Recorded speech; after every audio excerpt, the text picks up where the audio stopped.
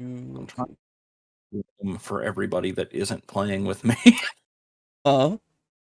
I said them because I'm trying to build a room for everybody that isn't playing with me, so that if people want to play with me, they'll have their own room in the base. That's fair. Yeah. Uh... Forever alone face. This is where I would put my friends. If I had them! Yep. If I had one! That's all I can think. That's Yeah. Alright.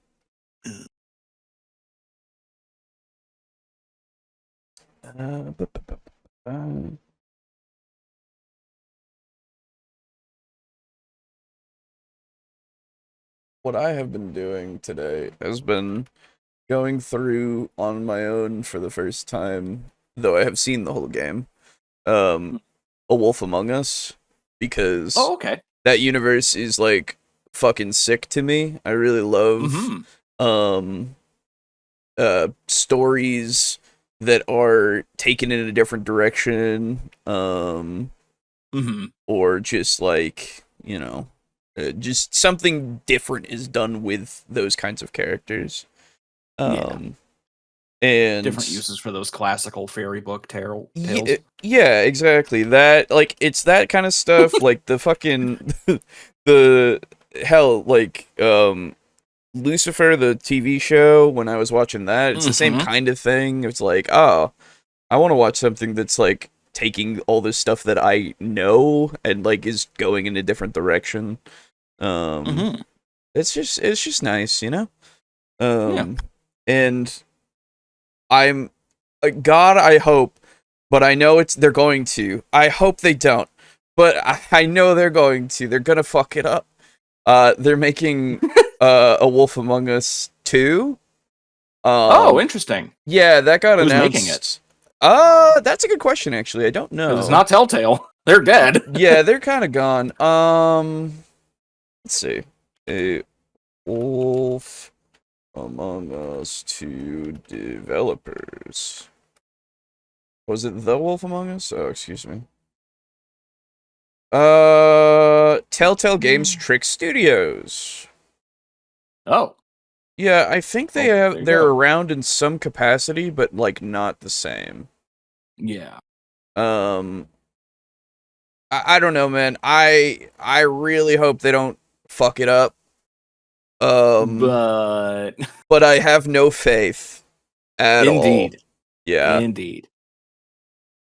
Competing with EFAP 400 and the new Wheel of the Worst with Colin on RLM. Well, I watched the new Wheel of the Worst, and we're not competing with EFAP. We are going to lose every time. I hope they have a great stream, honestly. I'll get around to watching 400 at some point. But today is not that day.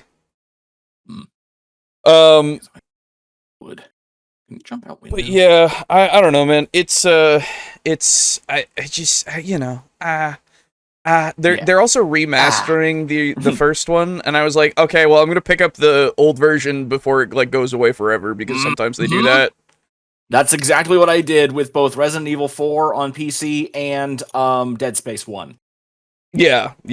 Even though Dead Space 1 turned out, the remaster apparently is fucking amazing. Yeah, that's what I hear. At some which point, is very impressive. Yes, I do want to go through that at some point. But yeah, because I was just like, oh man, don't do it. Yeah, don't fuck it up. So sometimes they do, and sometimes they don't. You know, it's yes.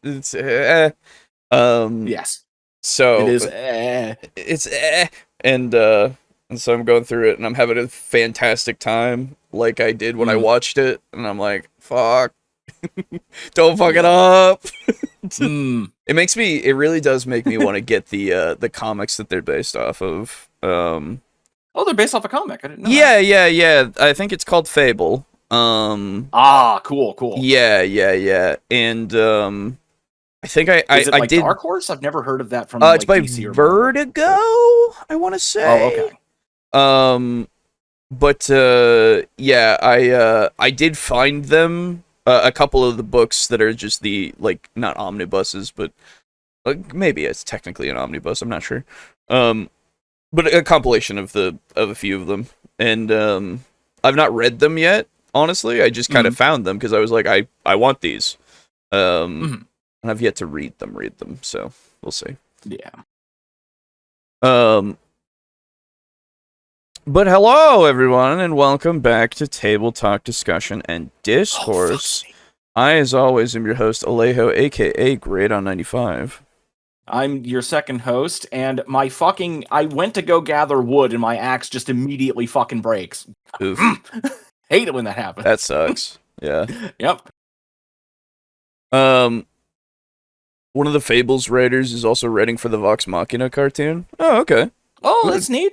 That's good for Wait, them. why do they need to write for them? Why They can't they had just to- take effect? Well, so they have to adapt it still. That's still Oh, okay, fair necessary, enough. right? Like, Yeah. every book movie is always adapted.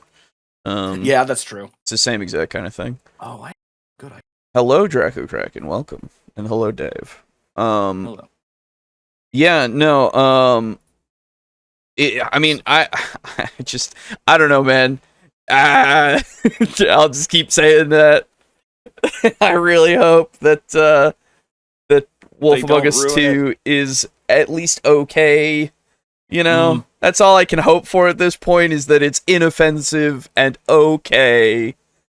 Yeah, that's about the best you can hope for lately, is inoffensiveness. Yeah. For things that get sequels these days, yes. Original products and stuff, I can at least have a little bit more of like, oh, you had an idea and it hasn't been ruined by the need for it to be so much more, you know? But anyway. Is an omnibus what you call it when the sexy demon is a Viltrumite? I was gonna... Oh, okay, never mind. Because I was gonna say, like, like an omnibus is like a hermaphroditic. Right. Demon. Absolutely.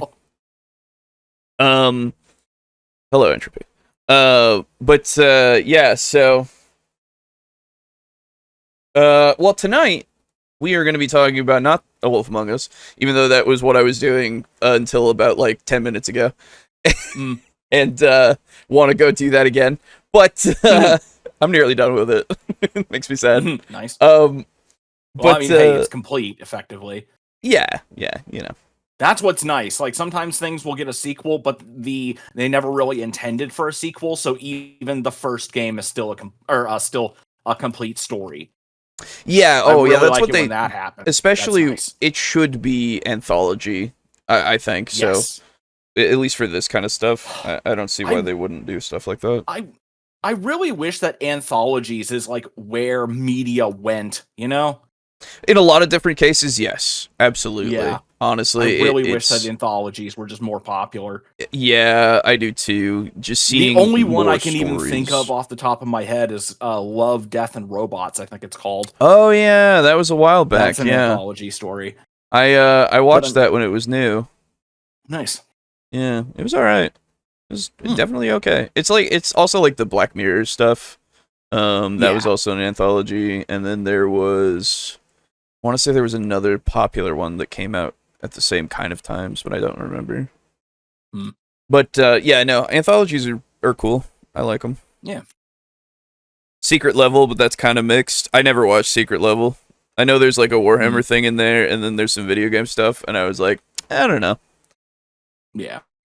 There's also apparently a lightning fast reference to the Tomb of Horrors in there. Oh, okay. Which is interesting. Oh, sure. Yeah. But yeah, so today we're going to be talking about character creation for new players being a bad idea? Question mark? Yeah, that's weird. And then railroads not being so bad, apparently, in the sense of just they aren't bad is what it says for the title. So we'll see. Okay. So I don't know. We'll see. Sounding Viltrumite out like that is how you know Alejo hasn't watched Invincible. Yes, true. And I won't. I don't care. Yeah, I don't mind it. I think it's just kind of No, it's just not my cup of tea. I think that it's probably fine. I just don't care. It's just That's another usually thing, how it is. It's just another thing that I don't feel like getting invested in, and I've seen the memes. And being a bee is the best meme that could have come out of anything of that, and that's all I need to know the show is. You can be a bee, Mark. This is good news, and it's good news. It's good news. This is good news, Mark. This is good news, Mark. It's the best meme ever, and I love it so much. And it's really stupid. It's so stupid. I don't need anything else from Invincible ever. Hello, Locomotion. How are you doing? All right, so let us begin with I kept that up. Why did it do that? By the way, for those of you who don't know, because I talked about it in the card opening and deck picks, but my computer nearly fucking blew up and died. So there might be a little bit of scuffedness still, because I noticed that after the stream that we did of deck picks, I I saw that it was a 30 FPS stream, and I was like, oh no! Oh, well. But it's 60 FPS now. It's gonna be set that way, so we're good. Yeah, no, it's not a big deal. We're just opening cards. Yeah. But so that's fixed. So I suppose let us see what WASD20, person we used to cover a little bit here and there back in the day, and we've covered here and there, I think, over the couple of years, and over a couple of years in the past year. Saying, is this a bad idea? Question mark. Character creation for new D&D players, which it looks like it's sponsored by Hero Forge. Wowee. Neato. I don't know. But so here's my initial thoughts on character creation. I think that it's not a bad idea. I wouldn't imagine it to be a bad idea, because all you're doing is you are helping, usually is you as the DM should be helping with character creation. Like, I don't see why you wouldn't, you know? Yeah. And because of that, you're helping them learn what things about or what things are important with character creation, right? You can teach them about abilities, you can teach them about roles and all that kind of stuff. So new players just, I mean, if they aren't going to do it, I don't know, man. Like, when are they supposed to learn otherwise? If they're doing it by themselves, they might do it. They might fuck it up, right? So having it be like the other thing. Now I can understand the argument against with it being pre-made stuff. Pre-made stuff gets you in there quick, gets you learning stuff pretty much the same way, just without having to do the character stuff in the background. So, I honestly, I don't know which is better, but I would say personally that character creation itself would be the better way to go, because like what Entropy's saying, character creation helps you learn the system. Exactly. I think so. So, all right, here we go. This video is sponsored by Hero Forge Custom Miniatures. So you're running a D&D game next weekend, and you've invited a couple of people who are completely new to tabletop RPGs. Should you provide pre-generated characters for them so you can jump right into gaming? Or would that be depriving them of character creation, a valuable part of the game? Let's talk. Okay, so that's the framework. They are brand fucking new to the game. Yes. They've never played it or done anything about it. Gotcha. Yes. And I still hold my stance. That's fine. It will be hard to sway me from this position, but we shall see. Every newborn needs to be thrown straight in the pool. How else are they gonna swim? That's right. Well, this is the same thing, right? It's just like, you as the DM should take it as your responsibility to help them understand how to create a character and what things mean, right? I mean, it's just, that's just part of it. So Hi everyone, my name is Nate, and you are watching WASD 20. Now, True. the question I mentioned about whether to provide pre-gens or go with character creation is one that's answered depends on a lot of different factors. I think the biggest ones are probably, is it a campaign or a one-shot? And who are these people, and how into this might they be? We'll be considering those factors in a little more detail as we go throughout the video, but the point is there is no one-size-fits-all solution. And in this video, I really just want to lay out the pros and the cons of character creation for new players so that you DMs can make the best decision for your group in your situation. Make sure you also stay tuned to the end of the video where I will talk about some common mistakes you should avoid when doing character creation with new players. Okay. So before we get into my points for character creation and for pre-generated characters, I just want to say that the answer might be really obvious if these players are telling you, yes, I want to create a character. If they say that and they understand it's going to take some time and effort, then by all means support them and help them make it happen. But in my experience, most new players that I'm inviting to my table probably don't know enough about the game or the character creation process to really make an informed decision, and they're just kind of in the whatever you think, Nate position.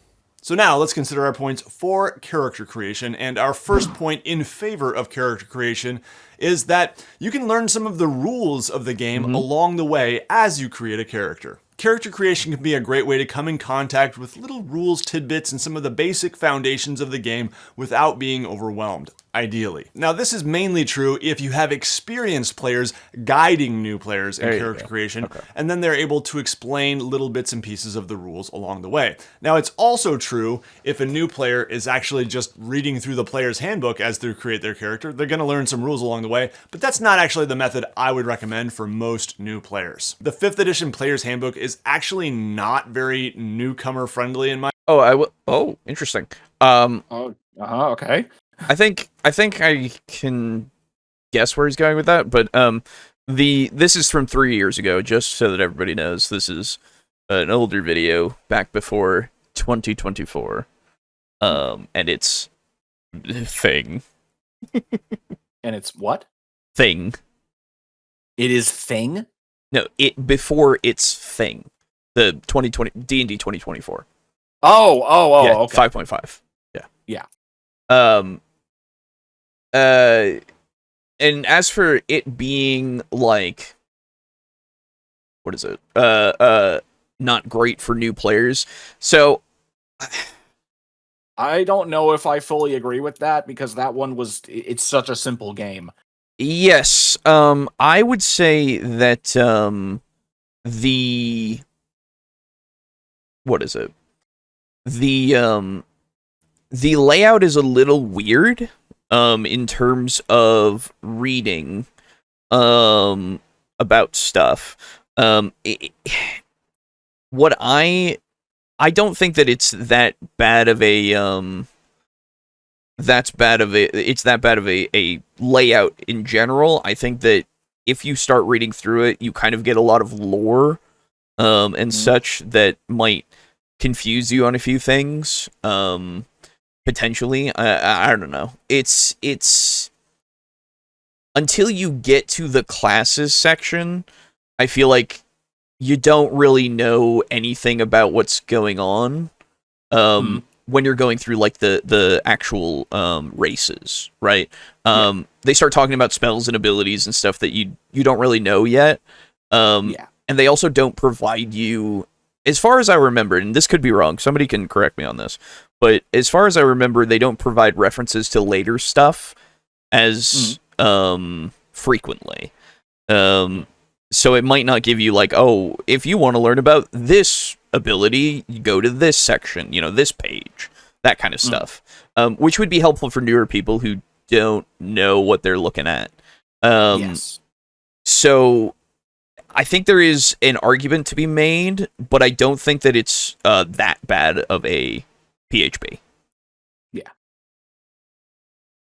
My opinion for character creation. But when you have that experienced player sitting alongside the new player, when you get to ability scores and choosing what numbers go where, you can explain a little bit about what those ability scores mean. Right. The same is true of skill proficiencies, and when you get to your class and race, there are lots of opportunities for little rules tidbits to come up, such as dwarves getting advantage on saving throws against poison, for example. You have an opportunity to talk about the concepts of rolling with advantage and disadvantage. When you're recording information about the rogue's cunning action, this is a great opportunity for an experienced player to explain what the disengage, dash, and hide actions are. However, I will caution you that as you're explaining these little rules tidbits along the way, I don't think it's a good idea to explain every single rule that comes up in character creation. Yeah, of course. Rather, just to see little bits here and there and being sensitive to how overwhelmed that new player might be feeling based on their body language and the way they're acting in response to your rules explanations. Before the next point, a quick word from our sponsor, Hero Forge.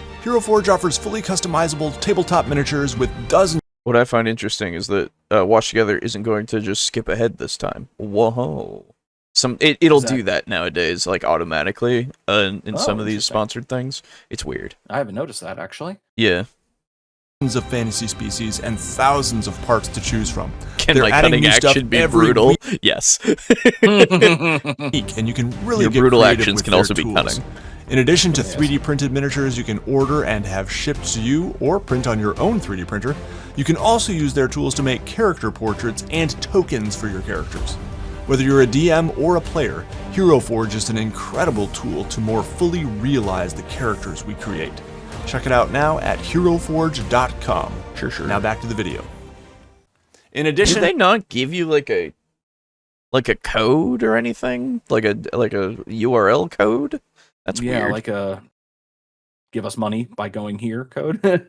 Well, no, because usually it's that like you're using their code so that they know that it's like an effective partnership, you know? I don't know. I don't know. Maybe Hero Forge does it different. I don't fucking know. Yeah. You think I know about the fucking sponsorships? That's fucking crazy, dude. I would never know. Yeah, we don't know that stuff. Yeah, we don't do that here. But so this is all under the assumption so far that, you know, you have somebody experienced who's running the game, who is then teaching those players these things, right? For brand new people, and I assume that this will be part of the second set of pros and cons, right? But having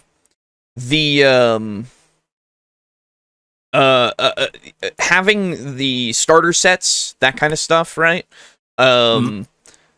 That is where you kind of want to go for when you're brand new as a DM as well, because those very short, condensed rules that just give you the basics, right?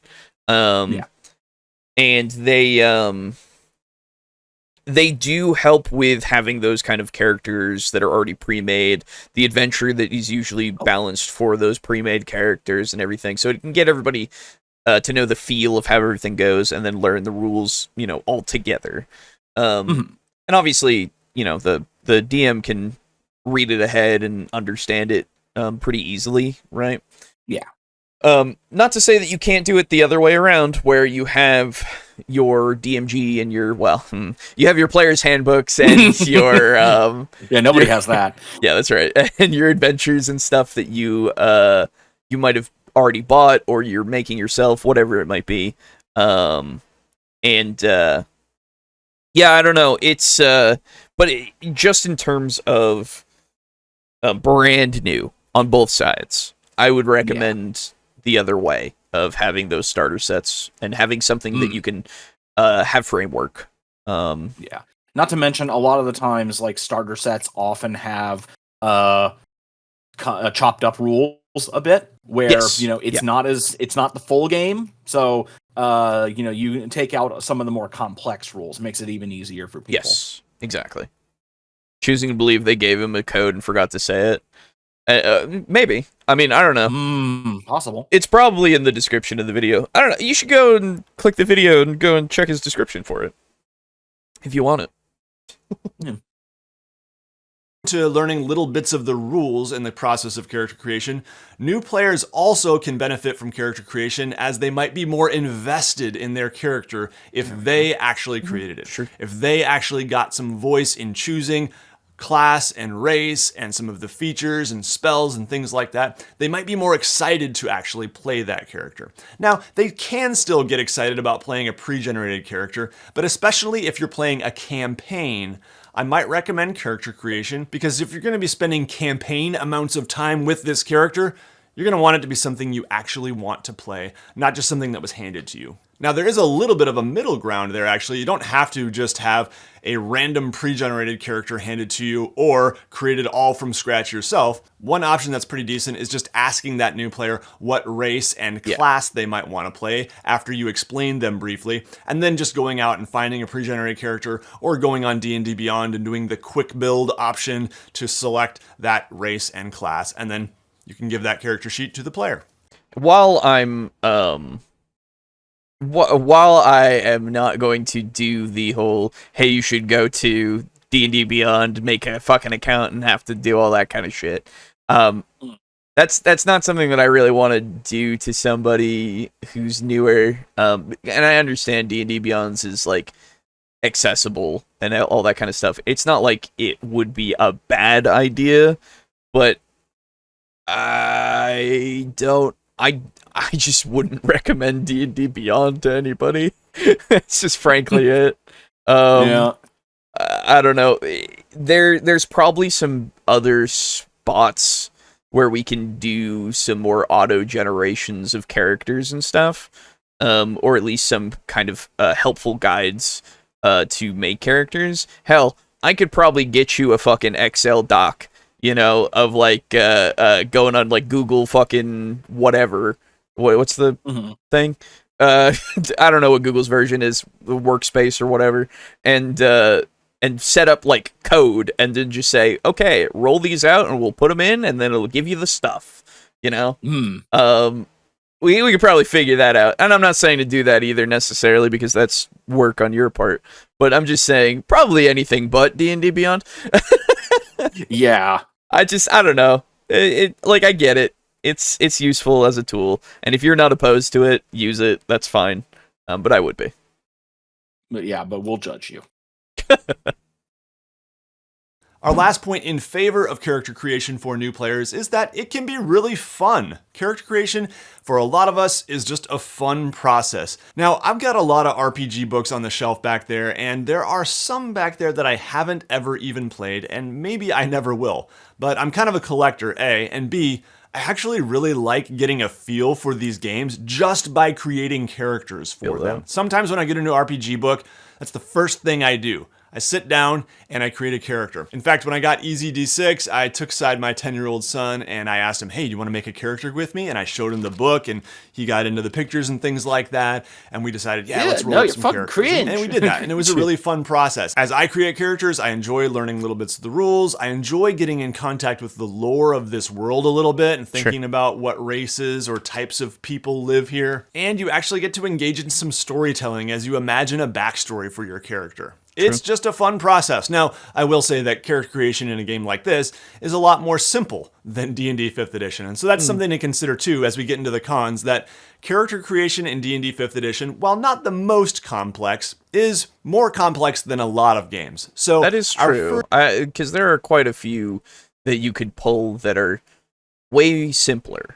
So it just really depends on what kind of flavor you're going for. And if this is the gateway drug game that you're trying to get people into, it's the thing that people know, right? We've all said this. It's the thing that if somebody wants to do TTRPGs, you usually go, hey, yeah, we could do D&D. They learn it, and then you start fucking giving them all, you cut the shit with a little bit other stuff. And get them into maybe we can go down this path and maybe playing this game instead, It's that slippery slope, man. It's that slippery slope. That slope is fucking slippery, dude. It's so slippery. That's why we grease it every day. First point then in favor of just going with pre-generated characters is that character creation can be overwhelming. It can be really intimidating for a new player. And this is where you really need to consider what type of person am I dealing with here? I think there's two major things to consider. A, how excited is this person about playing D&D? Is this something that they've been dreaming of doing for a long time and they're totally gung-ho and really want to get into it? If so, then I think they're more likely to enjoy character creation. And B, what is this person's experience with pretty complex games and how much do they enjoy them? Is this a person who's never played something more complicated than Monopoly? Or is this someone who actually really enjoys Warhammer and complicated computer games and board games with 50-page instruction manuals and things like that? Yeah. If there's someone who has experience with that kind of complexity and seems to enjoy it, then they're more likely to enjoy the process of character creation. But anyway, getting back to the intimidation. Yeah, because there's no shame in just wanting it to be more simple, right? That's true. Just saying, hey, just give me a guy. You know, I just want to be this. You know. And then just make me a guy. Yeah. And then I just do that. I just give you a pre-gen that I made or whatever, and then you go, okay, cool. And then I just explain how this works. There are many like him, but this one is mine. Factor. There's a lot of flipping around in this book in the process of character creation, going back and forth between sections. There's a lot of decision making needed without much context, and if you really dig in and try to find the context, pretty soon you're spending 2 hours just trying to create a character. Overall, while you can learn some of the rules along the way, I think it does sometimes give you a bit of an awkward cross-section of the rules. Our second point in favor of pre-generated characters is that character creation can be very time-consuming. Yes. It's a really big investment, especially for someone who isn't sure if they're gonna be into this game at all. And that's where I definitely think it's worth asking, is this a one-shot or is this a campaign? And by the way, if it's someone who isn't sure if D&D is going to be their thing, maybe you've invited them and they say, yeah, sure, I'm willing to give that a try. They're not totally gung-ho, seeming really into it, then I would say it probably should be a one-shot. You should probably just ask them, hey, do you want to come play D&D sometime? Provide them with a pre-generated character, and then if they enjoy it, you can invite them to extend that into a campaign. Like getting people into the game if they're like, if they were part of it, let's say I had like an in-person group that was doing stuff, right? I probably would then just say, all right, guys, let's take a break from doing this thing because this person might want to play, and we'll do a couple of sessions, right? Because I'm not going to do a one-shot. I can't fucking do that. That's impossible. None of us can. None of us can. And none of us on the panel, of course. I would just say, all right, we'll do it. We'll do a couple of things because maybe you'll have some, you'll get a little bit more of a feel for it the second time, or, something might happen in the first time and like we never get to like combat potentially or something, could be that we just get to a point of it's not giving you the full experience, right? Give you a couple of sessions and then we'll figure out if you're into it or not. And if not, hey, that's cool, man. It doesn't click for everybody, right? But, I think that's the most important thing, is you just make sure that you're setting aside the time that makes sense for somebody who is brand new, right? And be prepared for them to say, nah, I'm good. Nah. Yeah, exactly. Time is why you should still have session zeros for one-shots if you can. Yes, I agree. Just having, or at least just having the conversation beforehand, going through and telling them a few things and like getting the gauge of what kind of character they want to play and everything, and like how compatible their idea is with your game, and then just making sure that that you can tailor it so that it is actually fully compatible, because not every idea right off the bat is going to be, right? Yes, exactly. So, you can change a few names here and there, a few places, a few events in their history, just so that it all fits. Yes. But again, possibly just have that... veto some character decisions just in case, like, say they want to make like a villainous style rogue. Well, Sure. it's kind of, this is more like a hero game, so let's try to make him less of a big bad style guy, and let's make him just more like a dashing rogue, that type of deal. Right. Yes, exactly. Yeah. No, there is no harm in saying no to some things, right? Exactly. Remember, no is a word that is in your toolkit that you should. And sometimes it must be used. No, but or no and do exist as your kind of your square of choices. Yes. So.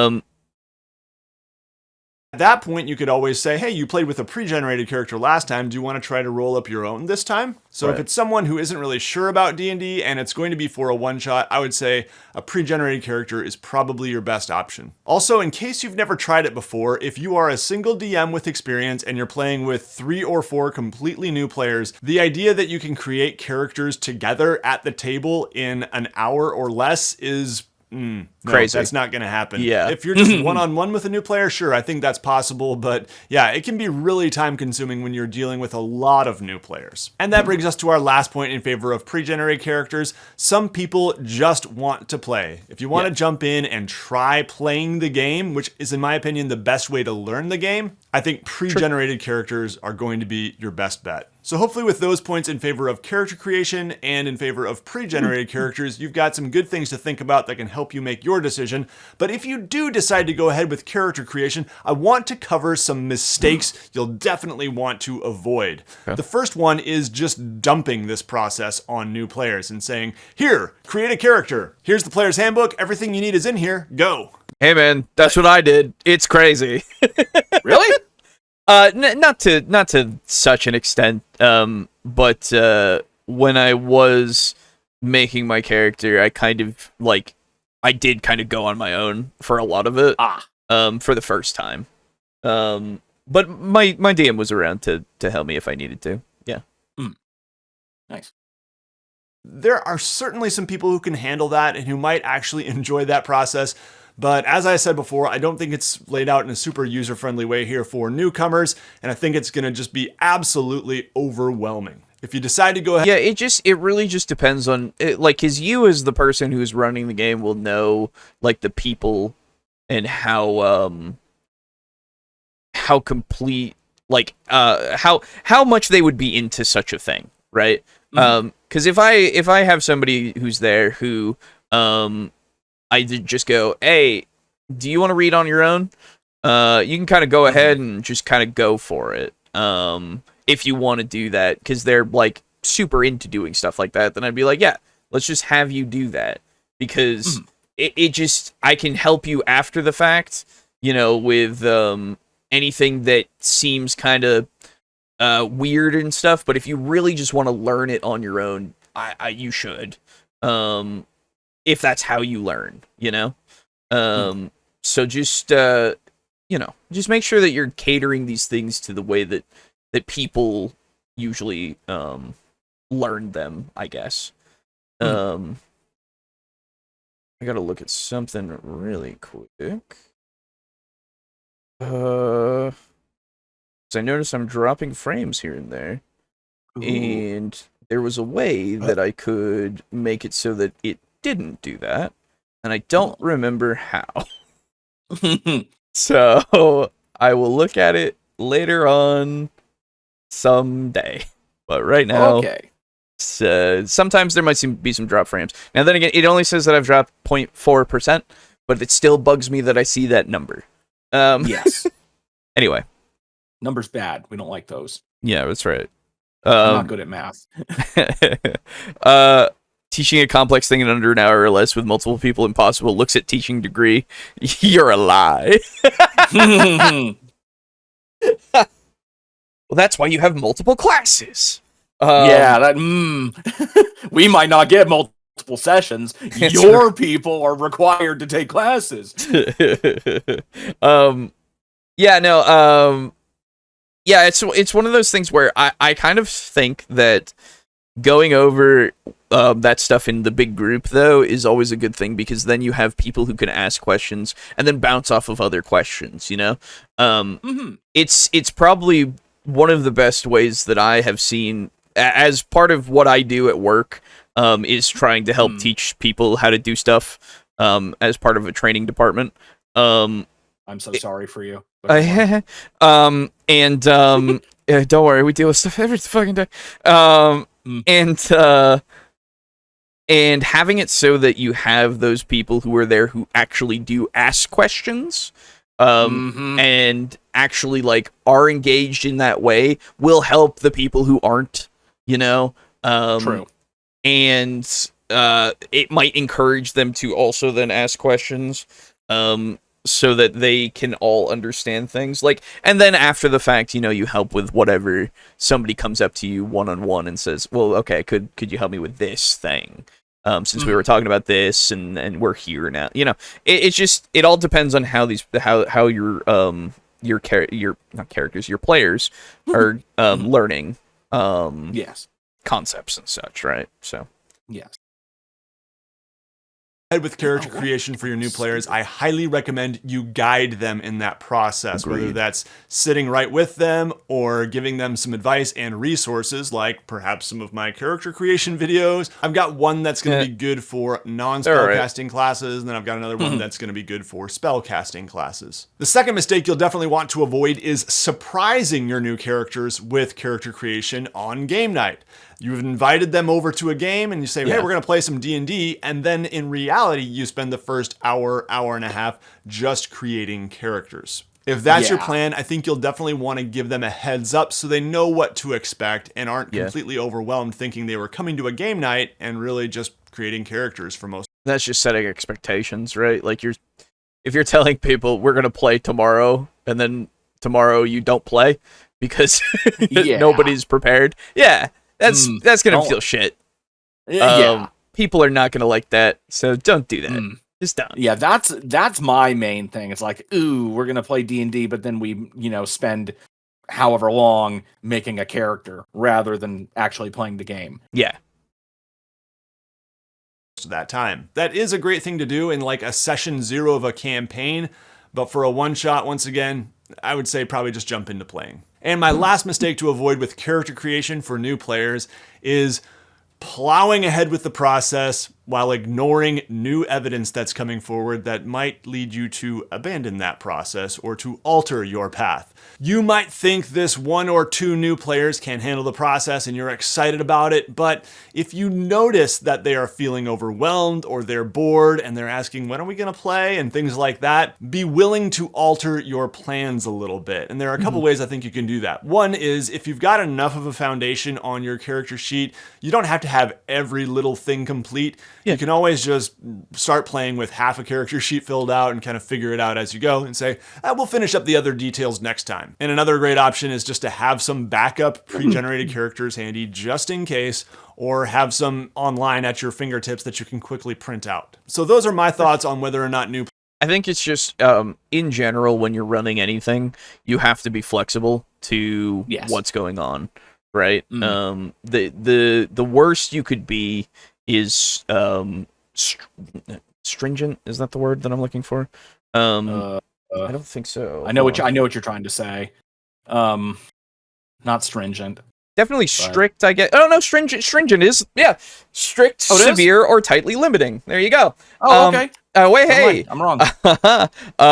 You don't want to be stringent with how you're running the game, because obviously, one, it's a game where the players are going to have the most impact on it, right? So the decisions they make will probably change a lot, and then when you're doing this kind of when you're doing a puzzle or anything, and they do these out of the box things, right? Like or outside the box, excuse me, things to solve them. That's another way that it's like, all right, well, you can't just limit them because this isn't the way that you thought it would go, right? Yes. And during character creation, if this is the case, I don't know when this might happen unless you're with, I guess, either younger people or people who are not able to potentially pay attention as easily. That's also definitely going to be the case some of the time. So if you're with Brogan. Got it. Right, yes. Yeah, no, it is one of those things where you do have to just understand that the quicker that you can be about this kind of stuff, as well as the more flexible you can be about all of this kind of stuff, it will make your games better, just in general, because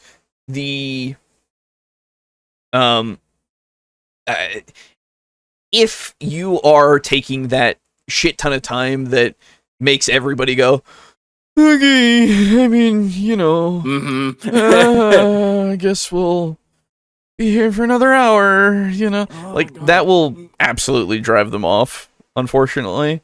Yes. Because it's like, well, we just take fucking too long doing all this shit. Without ever getting to the meat of what we want to do, And usually it's just the one time, but even so, it can leave the bad taste in somebody's mouth sometimes. Yeah. So, I mean, and you can't really help that sometimes because everybody's got their own, threshold to which that can happen, right? So, you do it as best you can. That's really it. I mean, the thing is, it's always going to have kind of a weird taste at the beginning, but you just got to get used to it, baby. I mean, okay, all right. Jesus.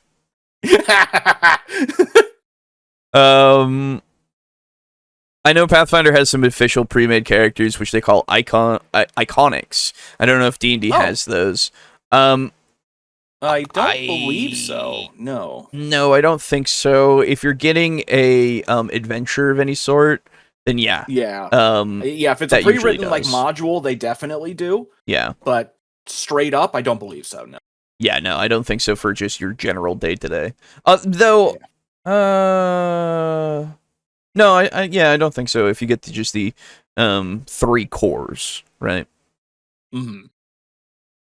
Players should create characters, but I would love to hear your thoughts, your questions as well down in the comments below. And before we go, I do want to thank the WASD20 patrons for their support of the channel. Patrons get some pretty cool rewards, things like weekly live map drawing streams and other behind the scenes videos. So check it all out over at patreon.com/WASD20. Thank you so much, patrons. All right, that's going to do it for this one, everybody. Thank you all so much for watching. Take care. You'll see me again very soon.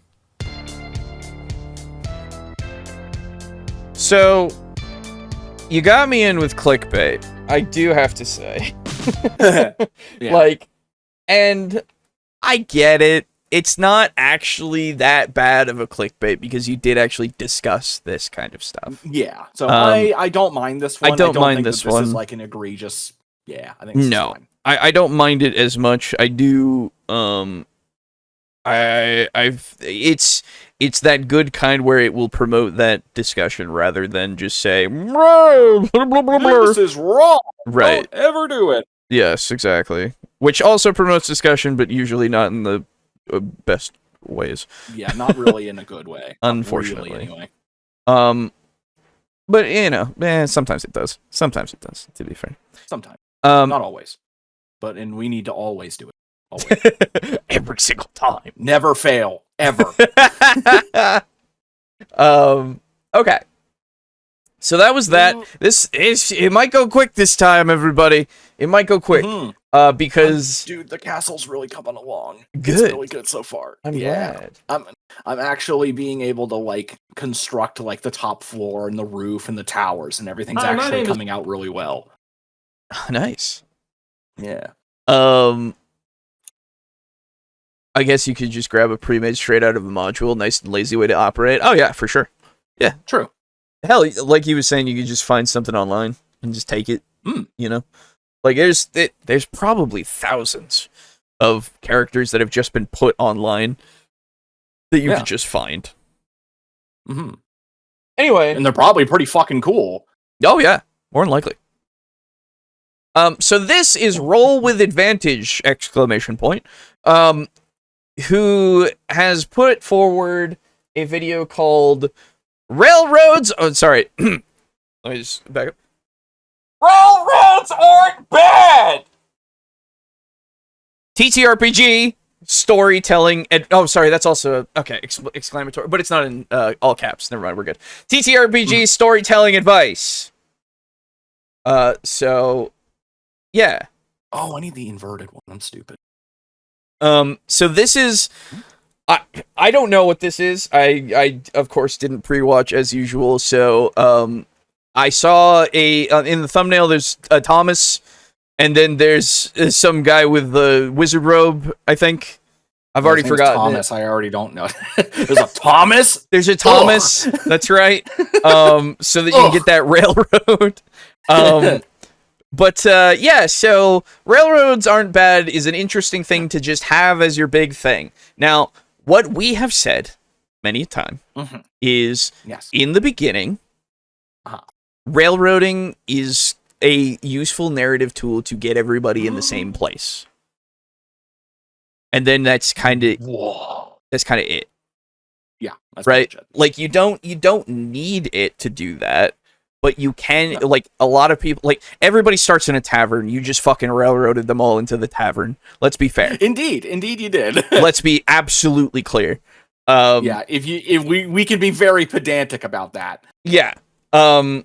So, like, starting them off in that kind of way is that, like, you are introducing the characters as they come across whatever it is. You are putting them there. But after that, you don't need to really do that, because they can figure out where they're going, and then what you're doing is just going along with their decisions, right? Railroading is usually when you're doing things for them without their input a lot of the time. Yeah. Right? So that's the only instance where we are like, yeah, this is fine for railroading purposes. It's the very beginning of the game, usually. It's the very beginning of the game. You're setting up the plot, or you're getting them to effectively just, like, go somewhere, and that's it. So, like, you know, you don't need to do more than that. So I'm hoping that we're somewhere there. But we will see, because the railroad good thing is not usually about that. Yeah, it's not usually about, use it in moderation and in specific points and you're fine. Yeah, it's usually set up a little bit more dumb. Yes. Unfortunately. Just grab a pre-made off the internet and let your DM railroad you through the plot. That's the way to do it. True. Alright. So let us see. Hi, my name is Mark J. Judge, and railroading Yo, your last name is Judge? That's sick. Bad, that is for cool. God's sakes, and we need to talk about it.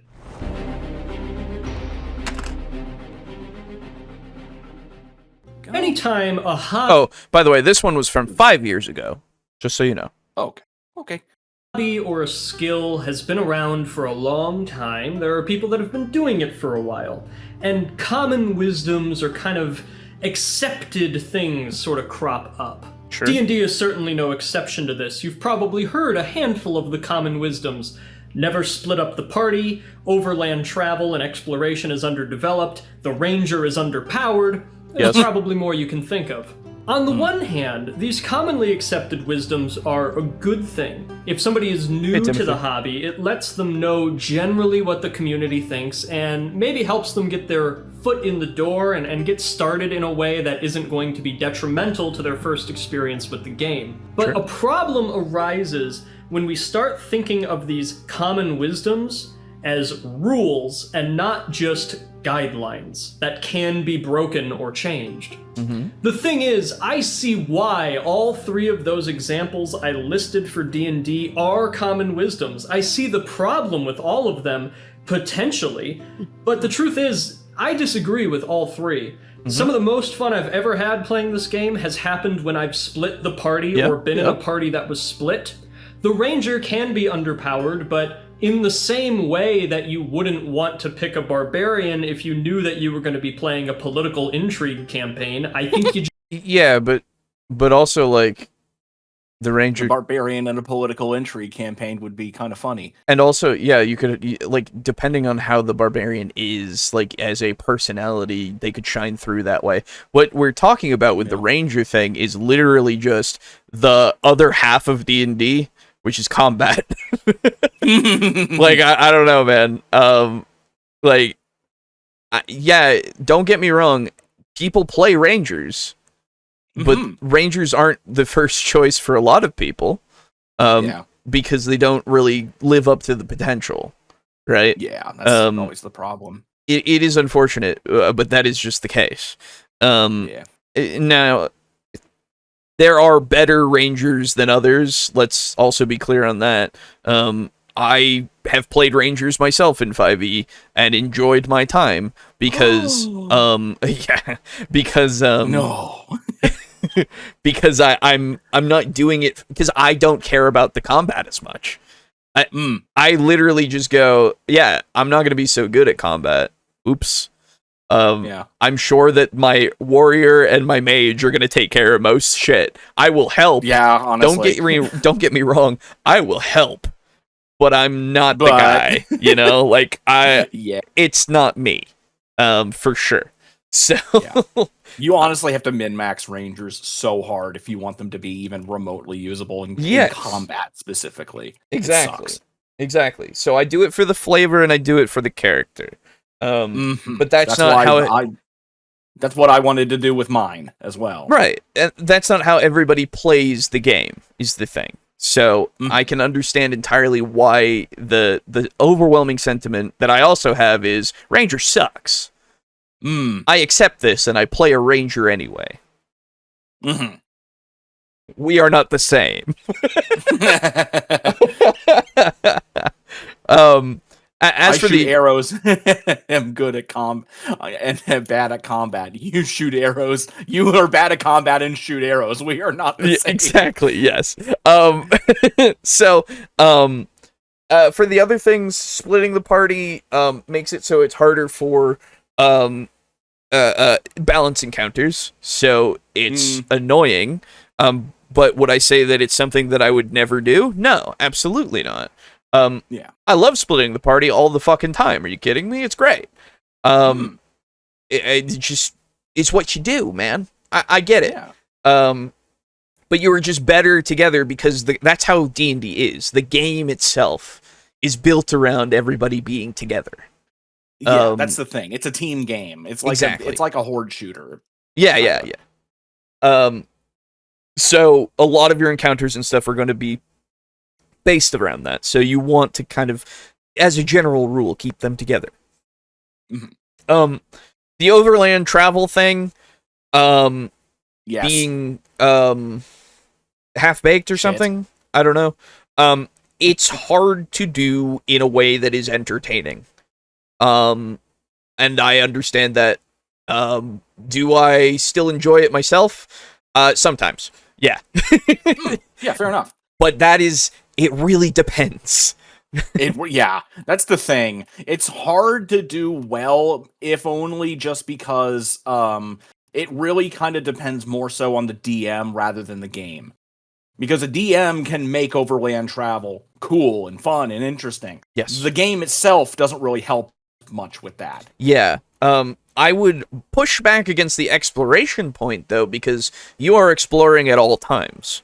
Yeah, that's fair. Like the overland travel stuff, sure. Getting from place to place, that can get real fucking boring. But every time you go anywhere, you are exploring that place. So I don't know. Exploration just seems baked into everything that we do. Yeah. So I never see that as a problem. It's keeping it like actually interesting. Sure.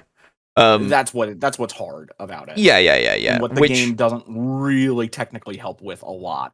Well, I just I don't know, man. It really, for that, I don't see what the game needs to do. Because I think offering suggestions on like descriptions and how to keep it sounding interesting. So it does. I think that's about it. So really? It does in the DMG. So it doesn't then. Yeah, so and that's no the one thing. has ever read it. Yeah, that's the thing. With descriptive stuff, that is purely going to be in the DMG. Specifically, if you're looking for that kind of help. Plus, it also gives you like the ability to create cities, create places, with tables and stuff to help with ideas of how to make things more interesting in that way. That is true, yeah. So, like, the game does enough. It's just whether or not you are engaging with how the characters are exploring the world, right? If your characters aren't going to be curious about things, then what are you supposed to do? True. You know? So like, you're saying it's the player's fault then? I'm saying it's the fault of everybody at the table, right? Fair. It's not the fault of the system, because what else can it do but give you the ability to create these places, right? What the fuck? There's Pizza, a dish made by piling red berries, tomato, and cheese on bread. Oh, that's weird. You putting berries on pizza? That's disgusting. Weird. But yeah, no, I don't think that the exploration, like saying that D&D is at fault because of exploration not being so fleshed out, quote unquote, is not fair. I feel. Okay, that's fair enough. But anyway, just need to know the campaign you're in. And if you want to know about why I think overland travel can be some of the most fun in the game, I already have an entire video on that on this channel. Joe will probably put a link down there. Joe, Mark, I'm getting to it, right? I'm trying to. Okay, Joe, I'll do it. link. Mark, Joe, calm down. Mark, Joe, what come are you? on. Joe, Mark, hurry up. please. Put a link. Can Joe, you put stop? a link. Joe, put Jesus, man. I'm trying to. Whatever. The thing is, if you've been in this hobby for a while, you probably know that all of these things are just guidelines and not hard and fast rules. And thirdly, the code is more what you'd call guidelines than actual rules. But oftentimes they get talked about as if they're hard and fast rules, and when we make a guideline into a hard and fast rule, it is no longer a tool that helps new people figure out how to have fun. Sure. It's a way to gatekeep. It's a way to tell people that the way they've been playing the game and possibly having the most fun is incorrect. All of that to say, I know why we talk about don't railroad your players or railroading is bad like it's a hard and fast rule. But here's my case, and I hope you hear me out because I know some of you are going to disagree. I think we need to better define the term railroading before we use it as a catch-all to say that a certain type of playstyle is bad. I would Okay. agree with you to that extent, yes, so far. If you do not define your terms, we just aren't speaking the same language, basically. So, Yeah. please define. So that's what we're going to do today. We're going to dive into this murky, somewhat controversial topic, and we're going to see if railroading, or at least running a game that's on rails, can actually be beneficial for certain types of campaigns. I guess the only thing that I could point to, if I'm thinking in the way that potentially we're going to go into, is modules. Modules are on rails, technically, if we want to be extremely, like, reductive and technical. Yeah, if you want to be really, pedantic about it, yes, because a module has a story to follow. Exactly. Simple as that. Yes. You can change it however you need to, but you do get to the same end point. And it's harder to, it's not, I guess it's not harder, but it is easier to go along with that than it would be to adjust it, right? I was really, really hoping you were going to be like, it's not hard. It's it's not more hard. It's more difficult. And just use a different word. Yeah, just use the same exact word. Yeah, it's like when fucking Fleekazoid was playing President Flump, he was like, I never evade taxes, but I definitely eschwol. just a different word means the exact same thing. Yeah, for sure. I'm so glad Fleekazoid is back, dude. He got fucking suspended for having the big titty Gamer Subs Cup. What? Really? The Busty Nuns. That was it. The Busty Nun. Jeez. It was fucking great. He literally made a Gamer Subs Cup with the biggest tits on there that they've that's ever what they made. do. Yeah. It's very funny. Okay. That's his claim to fame, is that his Gamer Subs Cup has the biggest tits on them. There you go. Very good. Anyway, go on. Sorry. So, first off, a definition of railroading. Railroading does not just refer to a game in which the story is laid out ahead of time True. and the players are sort of expected to follow along on the path. At least it shouldn't. I believe railroading typically refers to an instance in which agency is removed from the players, and they are told either literally by the DM or subtextually by what happens in the game that their choices don't matter. Agreed. What's going to happen in this game is going to happen no matter what. You are in the car, on the train, you are on the railroad, and you are going to our destination no matter what. So yeah, I mean, that sucks when that happens. The trouble is, the way we often talk about railroading, I think we're creating a false dichotomy. I think when people talk about the types of campaigns there are, they'll say either a sandbox game or a railroad game. No, that is not what people say. Yeah, no, that's what? What are you talking about? Nobody says that. They're talking about a sandbox or a linear game. Or a narrative game is what I would call it. True, yeah. Narrative is another word. But if we're talking about It is indeed. yeah, but like if we're talking about specific game types, I guess narrative could also be a sandbox game. That's kind of the thing. Okay, yeah, you know what? That is completely true. Yeah. So I usually, and this could be because I'm not deep in the subreddits and the Twitter. Oh, thank God. Yeah, thank God. But as far as I was aware, it is sandbox and linear, and that is it. Like, okay.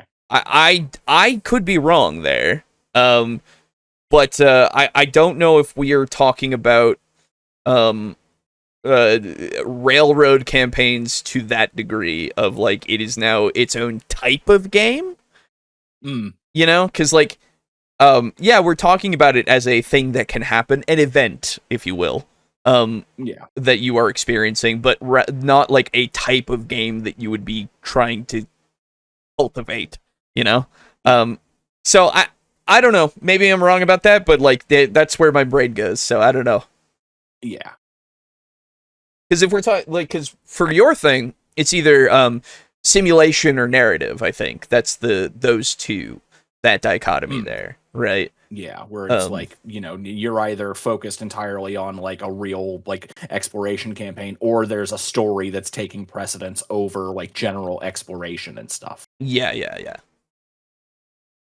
And I don't really know why this dichotomy exists. It's a extreme simplification of the spectrum of linear and open that is available to DMs and players. The truth is, we all... Because you even used linear, so I don't know. Like, already accept in some campaigns, in some situations, that a linear story is going to happen. I mean, any module that Wizards of the Coast puts out, we're kind of anticipating that the players are going to generally follow the beats. Yes. But that isn't referred to as railroading because we understand that from the beginning. The trouble is, if you're new to the hobby, that understanding, that nuance, usually isn't in the conversation. Take this video by the great, the one and only Matthew Colville. Hey everybody, Matt Colville here. He has a video about sandboxing and railroading, and he compares the two of them, and I think he accidentally sort of implies that those are the two ways that this happens. Now, in this video, so you don't have to watch the whole thing, though I recommend you do, it's pretty good, even though I'm using it as a negative example here. He talks about a campaign in which the players are allowed to do anything and the DM adapts, and then a game in which the DM comes up with an entire story ahead of time and tells the players what to do. And I agree, in this example, the sandbox sounds like the much more fun campaign to be in, but I think we're only getting half of the picture here, and I think that the video, especially if you're new to the hobby, sends a message that it doesn't mean to. That's fair. That's actually very fair. I would have to rewatch the video to see if I get the same take. But if it is that way, yeah, I think that it could give that idea of, oh, we should just always be doing these open games rather than anything that is linear, because it could be just these are the two options. I can understand that with people who are going to Matt Colville's channel as an authority, right? That makes sense. That makes absolute sense. I would have to rewatch the video, and if you're going to show me clips, that would be nice.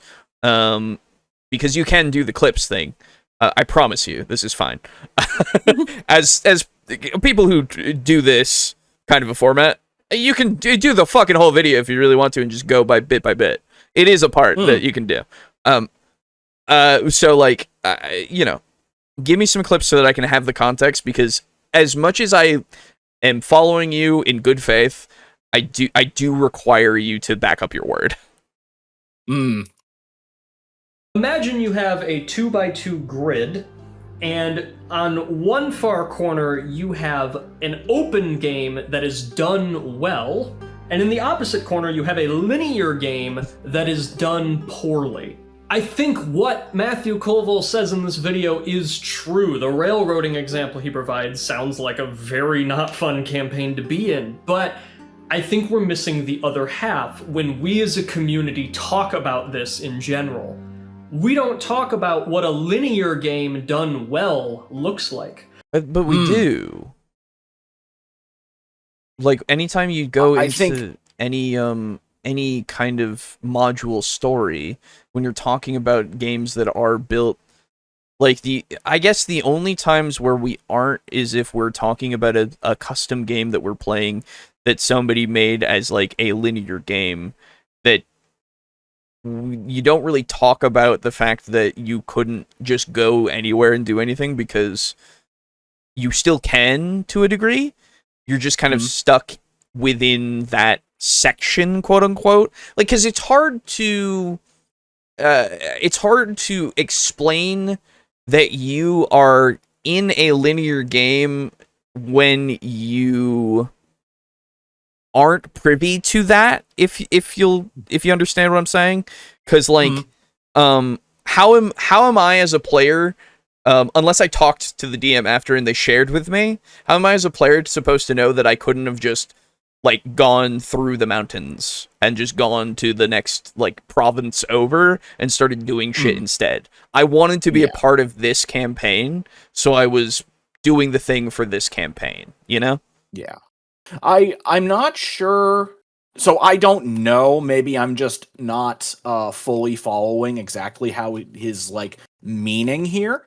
But I may be taking it the wrong way as a result. But to me, it sounds more like he's kind of lamenting the fact that we, as like content creators, don't often talk about more linear games in a positive light. They're usually kind of spun as we got railroaded or something, at least for content creators. And he's more saying that, we should also talk about linear games in a positive way, because they can absolutely be. Maybe, again, am I getting that wrong? I that could be a way that you can take it, I guess. I don't know, because when there are people who talk about modules, and we haven't looked at anybody who's talked about more recent kind of modules in any respect, because people aren't talking about modules anymore.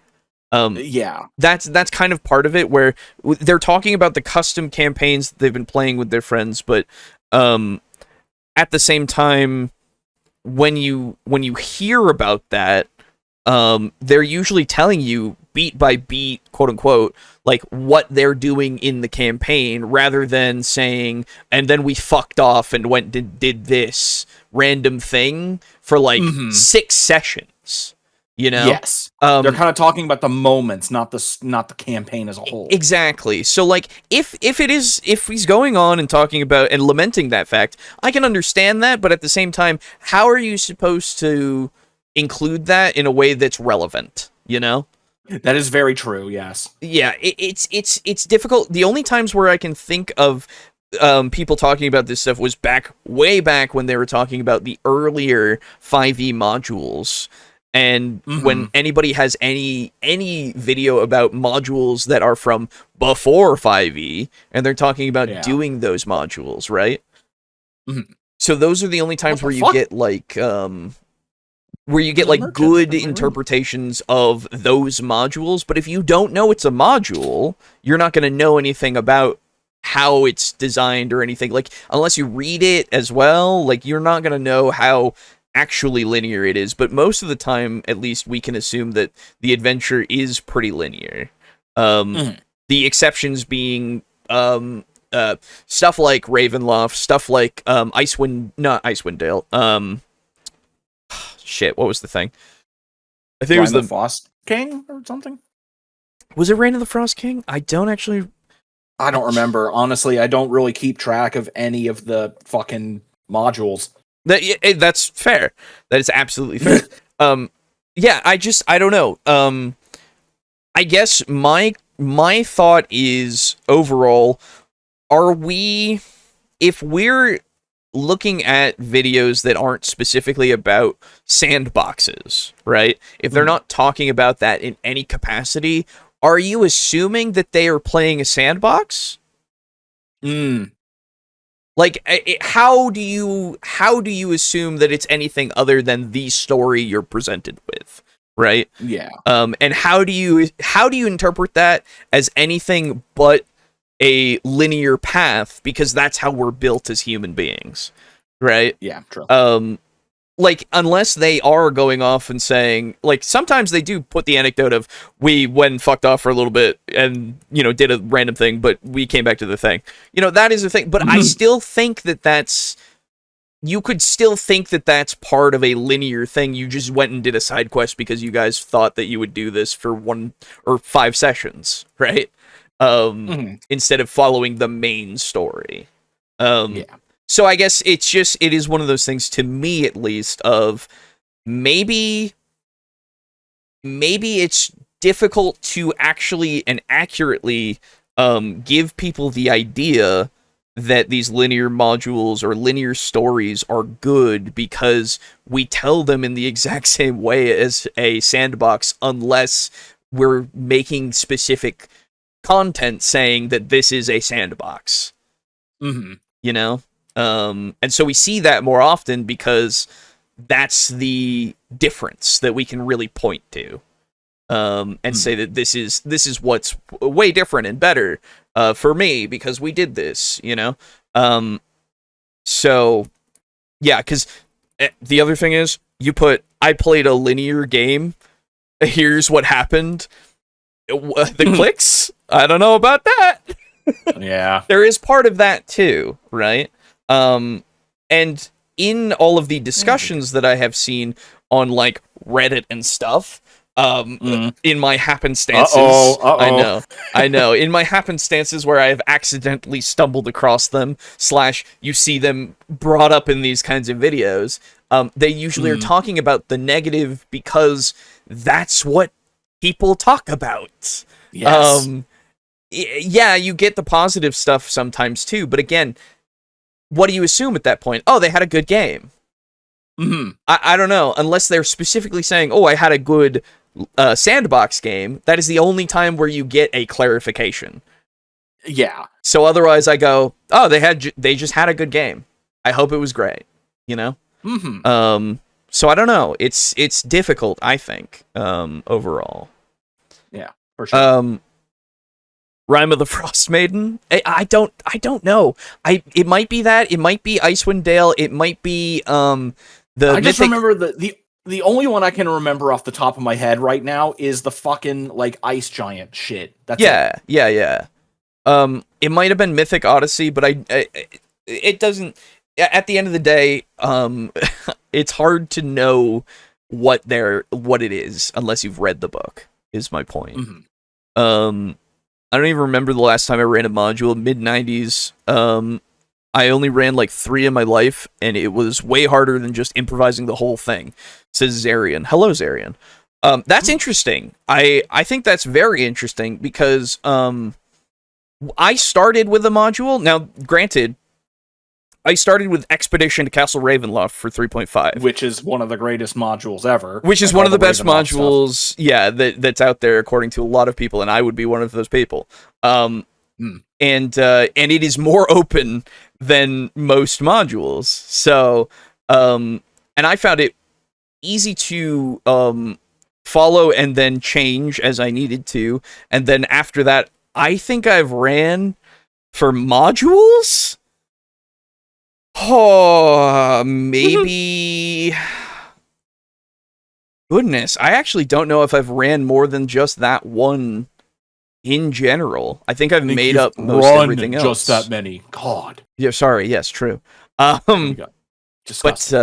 But yeah, no, I don't think that that I've done more than just the one because I was new and I needed that framework for myself. And then once I understood how it worked, I started making shit up. There were times where I would take these like trying to do like one shots. Again, I can't do one shots.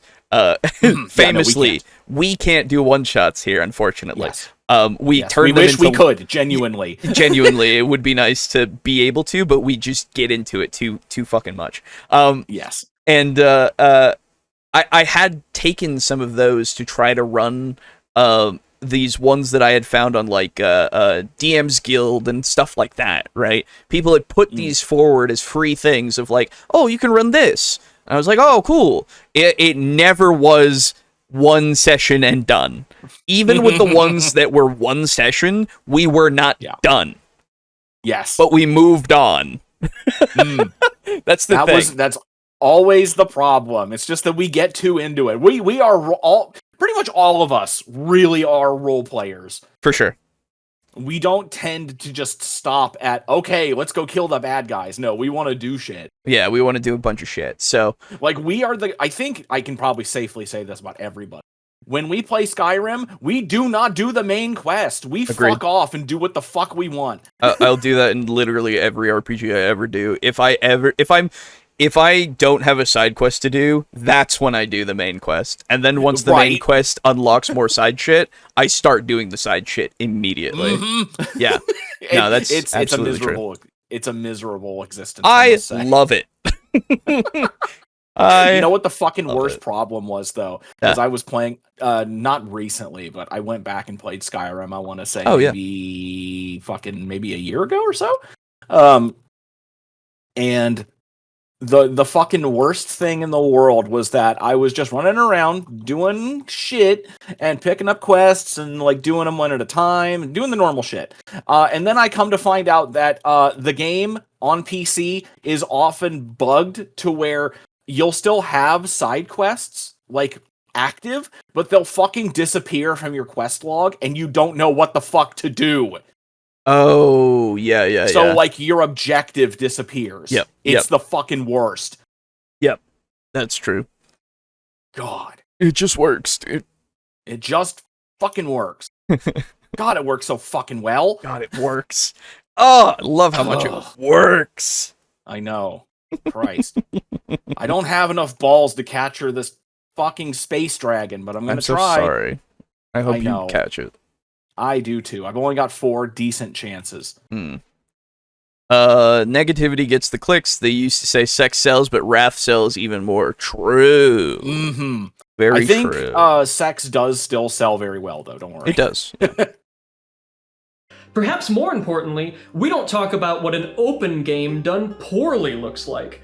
I mean, how many of us have been in a campaign? I wouldn't say that either, because again, it really depends. So if you're going to be going for like what people are talking about, it really just depends on what you're looking for. Because again, all of these algorithms try to get you what you're looking for, which is a kind of a problem. Because you won't see a lot of this stuff. And I fully understand that. That's why I say I might be biased about a lot of the things that I see, because I don't really, like, go into the circles to, like, look at other stuff that's, that probably a lot of other people are seeing. Reddit. I don't care to, like, dive into those kinds of things, because, I don't know, it just doesn't interest me anymore, you know?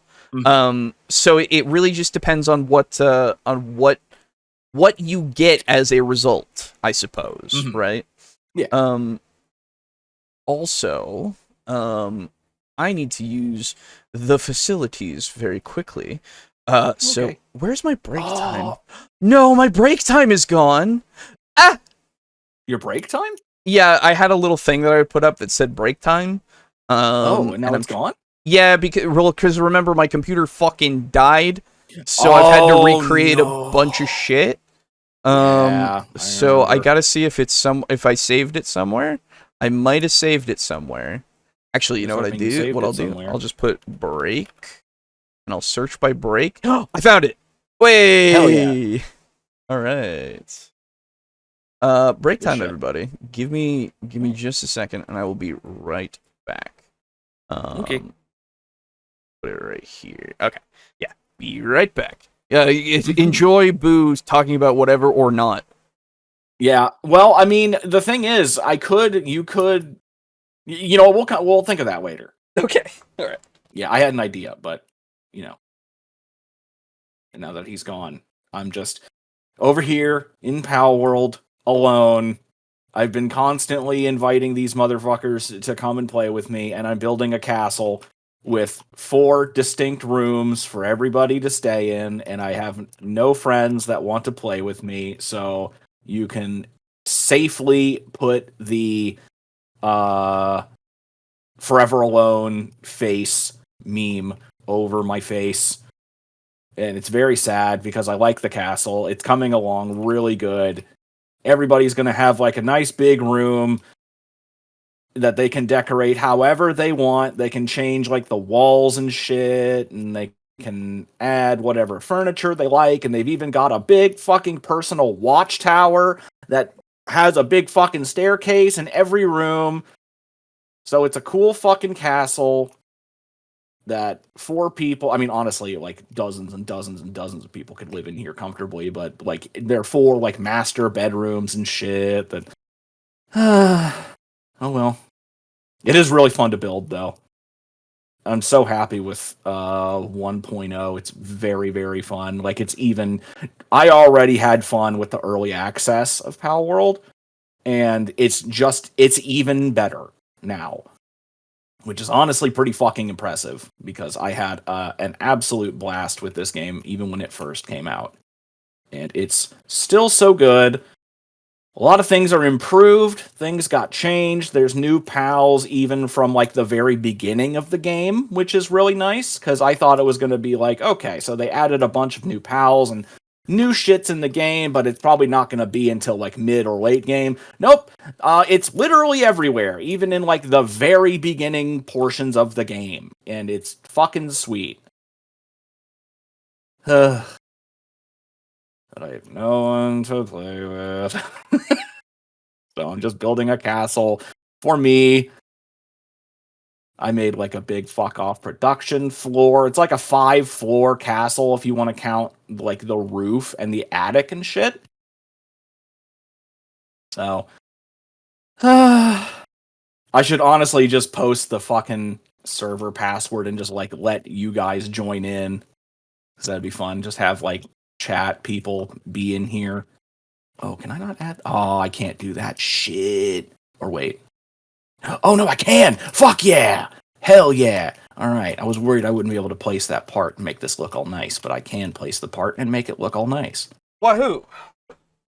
I was Hello. talking and lamenting the fact that I'm forever alone and that I've built you guys a wonderful home that you'll never inhabit.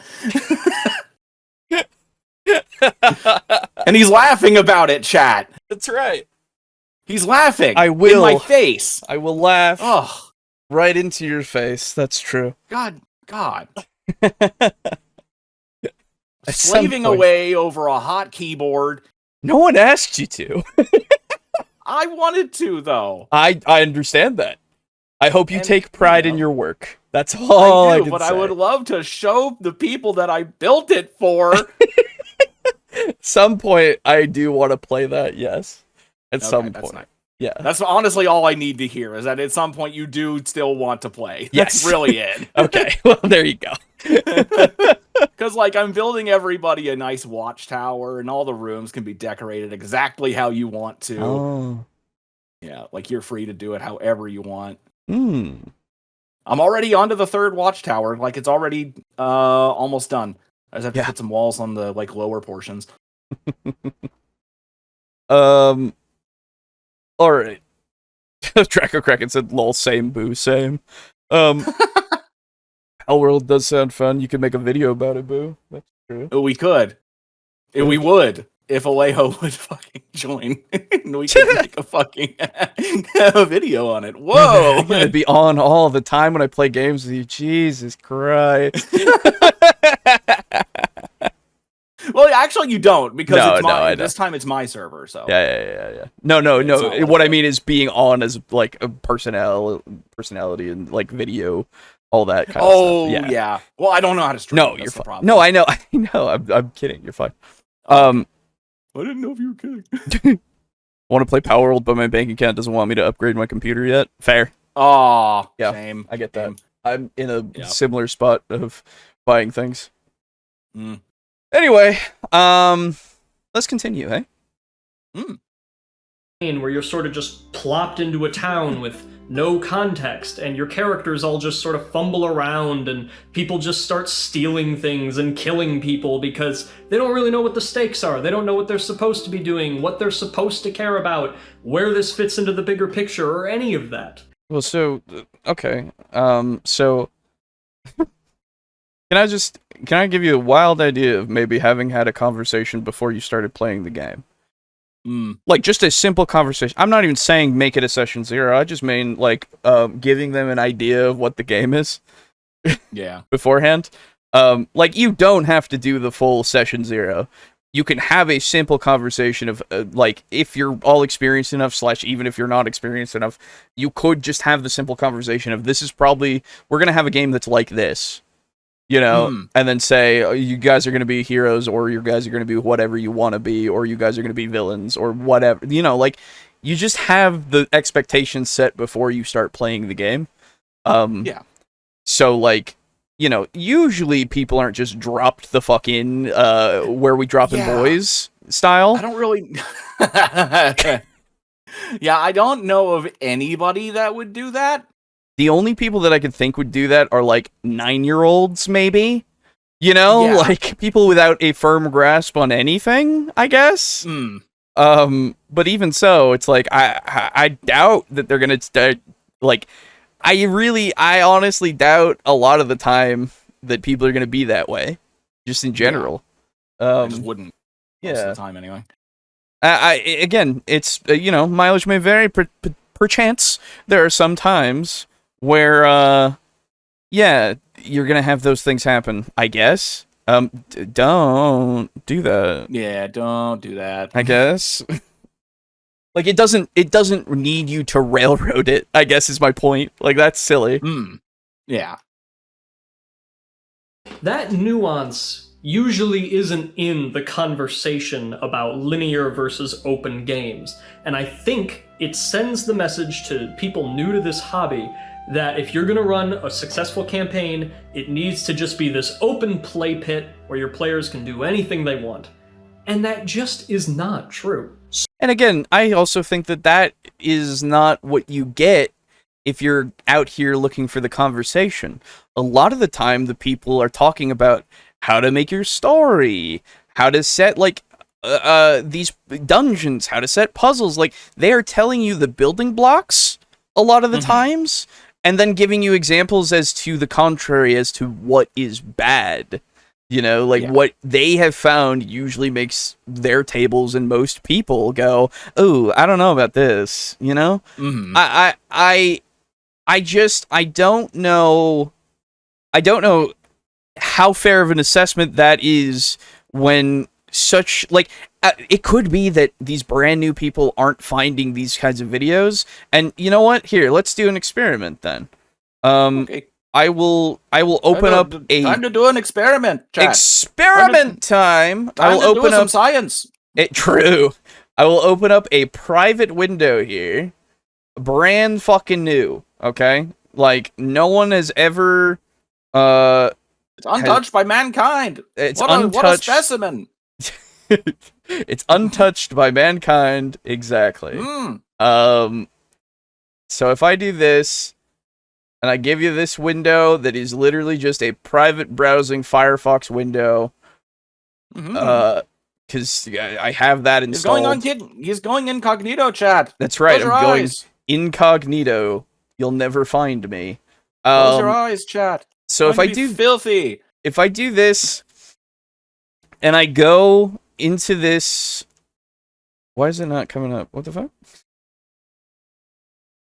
My window. Okay, He's a there it fool, is. chat. He can't even open the program. Oh, it's its own fucking thing on the taskbar now?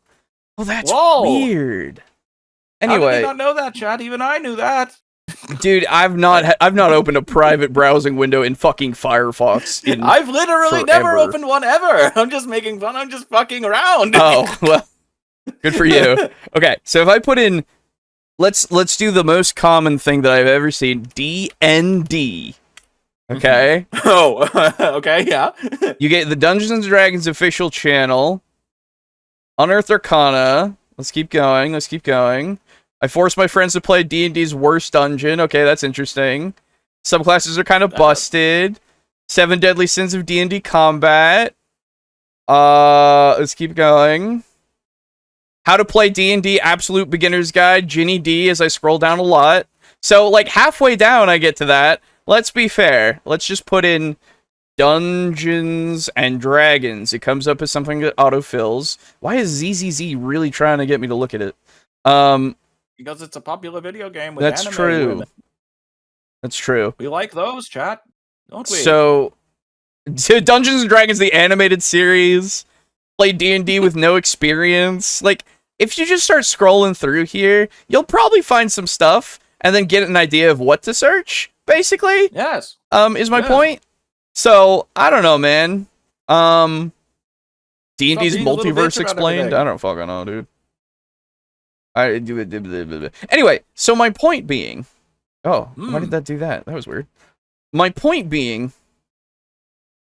that brand new people are probably going to have at least more of a clue if they go to look for these kinds of conversations when they're trying to find them and be able to, like, find what they're kind of trying to look for, because at this point we are in the age of these brand new people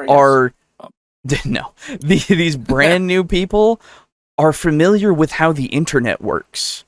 Not Like, to mention the fact that they've already probably seen at least some Dungeons and Dragons content with Stranger Things, so they at least have an idea. Potentially, right? Like, but Yes. even if they haven't, what I'm appealing to right now is that our current age of new people is probably children, and at this point, children know how to go on the internet and look for things.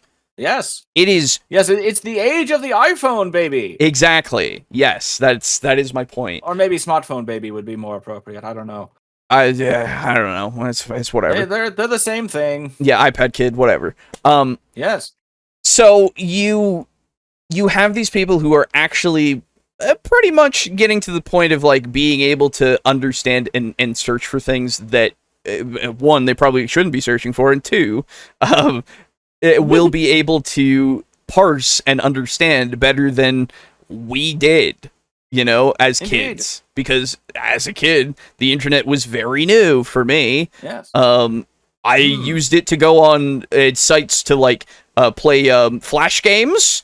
And Indeed, I did too. Yeah, and I sure then hope you played Monkey Snowball Fight. I did, yes. Fucking sweet. I did too. It was good. Hell yeah, dude. And then I would watch a lot of TV, and then YouTube was not until I was like, oh Jesus. When I started my YouTube channel, really, was when I actually started, like, consuming YouTube, right? Mm-hmm. My first YouTube channel, my private YouTube channel, that is not private, it's public, but whatever. Alejo After Dark. Anyway, move on. And so, yeah, I don't know, man. It just seems like to me that it would be way easier for them to have this conversation and to find multiple points of view because of it, if they really are looking, right? Even for fucking Reddit, okay, as much of a cesspool as it is, it's also very useful to find out a lot of things. Like, I have had to, unfortunately, go through Reddit things to know. Chat for Alejo. Having to go on Reddit. It was just one of the search results that was just talking about how to set something up for something that I had I didn't know how to do, and then it was just like, oh, you can do it this way, and I was like, oh yeah, cool.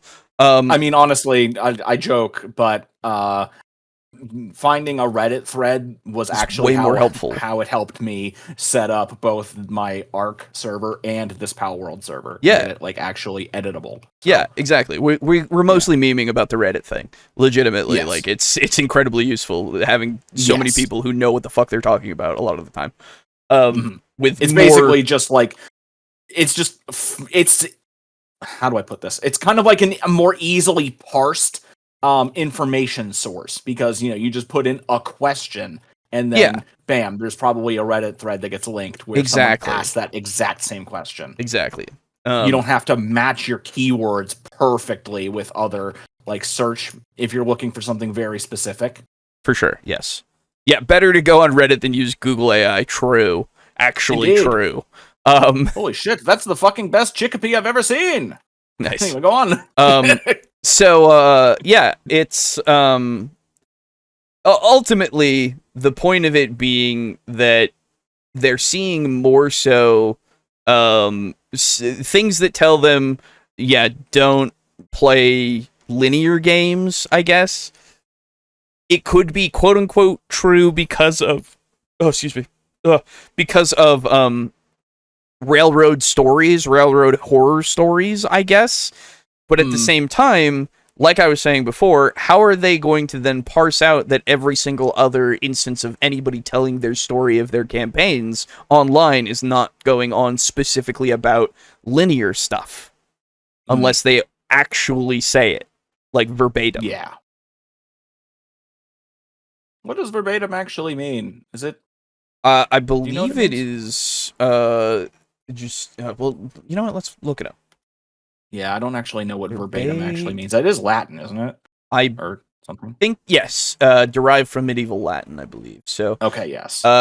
Using exactly the same words as the original, or repeating something word for word. Ah. Yes. So it's a shiny sheep. Perhaps it's not the appropriate way to phrase it this way, but you know what I mean. In saying it specifically.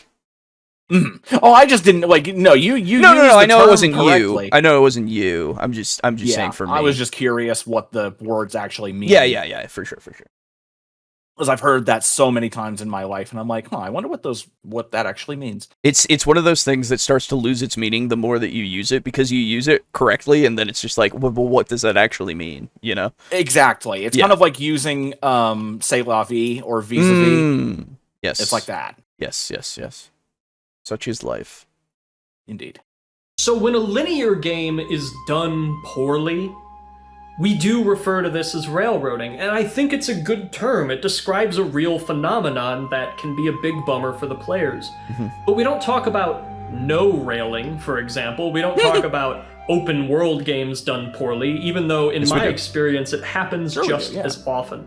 I think, in general, as a community, we need to break this false dichotomy, and we need to start talking about the linearity and openness of games as the wide spectrum that it is, not just sandbox versus railroad.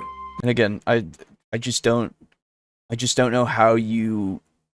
I hope you say something in this video to like tell me how that we're supposed to do that, you know? Because I don't see an easy way to do it unless we are now specifically just stating every time this game was a linear campaign, this game was a open world campaign, you know, sandbox campaign, whatever. When you accept that there can be linearity or moments of linearity in your campaign, and that it can actually benefit the experience, you open yourself up to so many more types of storytelling and so many things that wouldn't have happened in an open world game, most likely. Let's look at the world of video games, for example. Okay. Let's say you're holding on your left hand an open world game like Fallout, and on the other hand, your right hand, I guess, I don't know, you're holding a Naughty Dog title like Uncharted 4 or something. You can look at Fallout and say, that's going to be a lot of fun because I'll be able to do whatever I want. I can wander around and build up resources, but you know that the Naughty Dog game in your hand is going to have better scripted sequences. It's going to have a lot more fun, explosive, railroaded sections, like where you're They're called set pieces, my guy. Yeah, there we go. Thank you. car shootouts or falling down towers or climbing trains.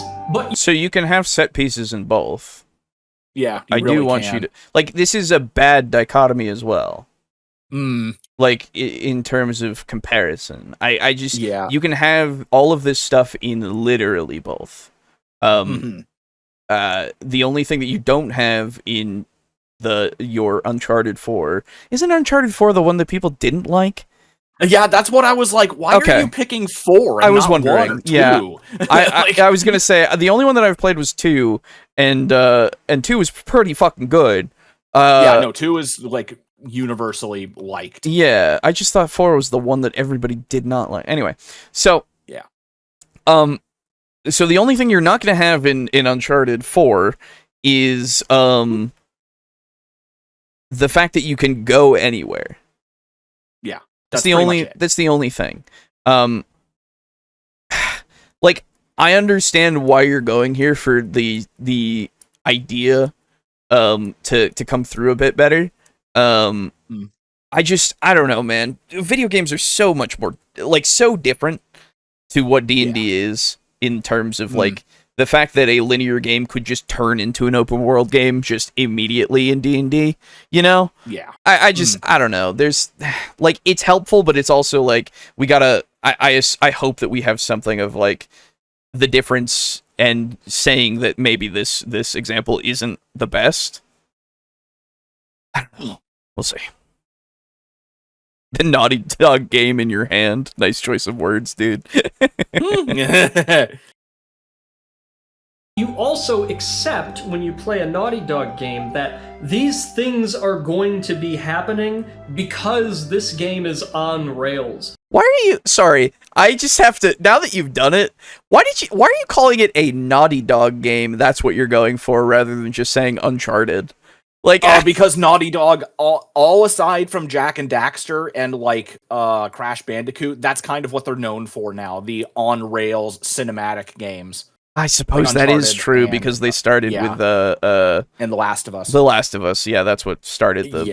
ever since The Last of Us 1, I think they've kind of just tried to move into more, like, Hollywood-style games, quote-unquote. Yeah, that whole fucking thing. It's very unfortunate. Yes, it is. I have many a thing to say, but unfortunate. Okay. Yeah, but...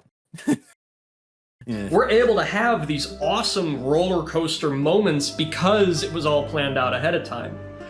We, in the video game world, are able to look at these two things and understand their strengths and weaknesses and why you would want to do one or the other at different points for different reasons. So let's bring that attitude into the hobby of D&D.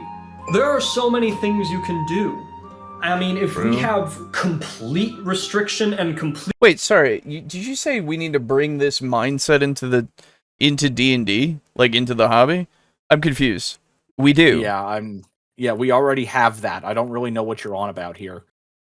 Are you talking about just the way that we discuss this in general? Sure, okay, we can talk about that. But if you're talking about in the hobby itself, dude, what are you talking about, you know? Like, I think it might just be a poor choice of words. It might just be that he's talking about how we discuss the games. That's fine. But yeah, I don't know. Openness on opposite ends of a line. There are so many things that can happen in the middle three quarters. You can have campaigns that are mostly linear, but have sort of open pockets where the players are allowed to explore.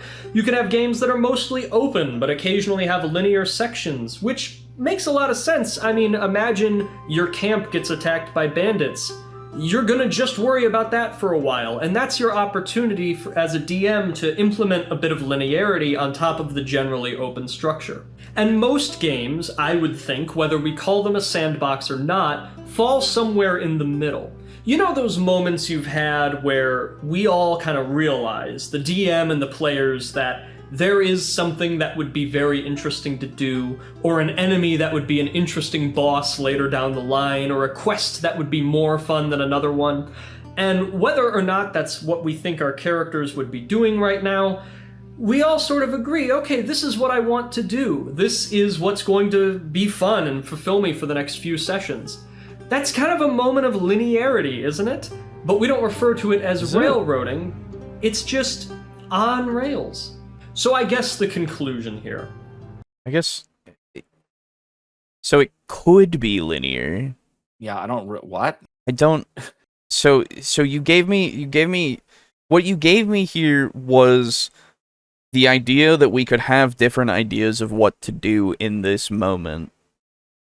And whether what we choose is kind of linear, I guess, if we're setting it up that way. In terms of, like, this is a choice that the DM makes because this is what makes the most sense in the moment, I guess. / this is what we want to do in the moment, I guess. But at the same time, could you not make the same argument for something that is open world? We're saying, oh yeah, you guys are going this way, and I guess if we're defining linearity as just a decision is made to do something that we want to do, Yeah, that's fucking weird. I don't understand where we are. You know? Yeah, this is weird. Our terms have not been defined for linearity now, and I'm like, I'm not sure we're speaking the same language again now. I think overall, we all understand railroading quite easily. We all understand what it is and what's bad about it, and I think we all still understand linear games quite easily and know what's going on there. And yes, if you're new, you're not as up to date on the linguistics of how to communicate D&D. But you will learn it pretty quick, I think. Yeah. And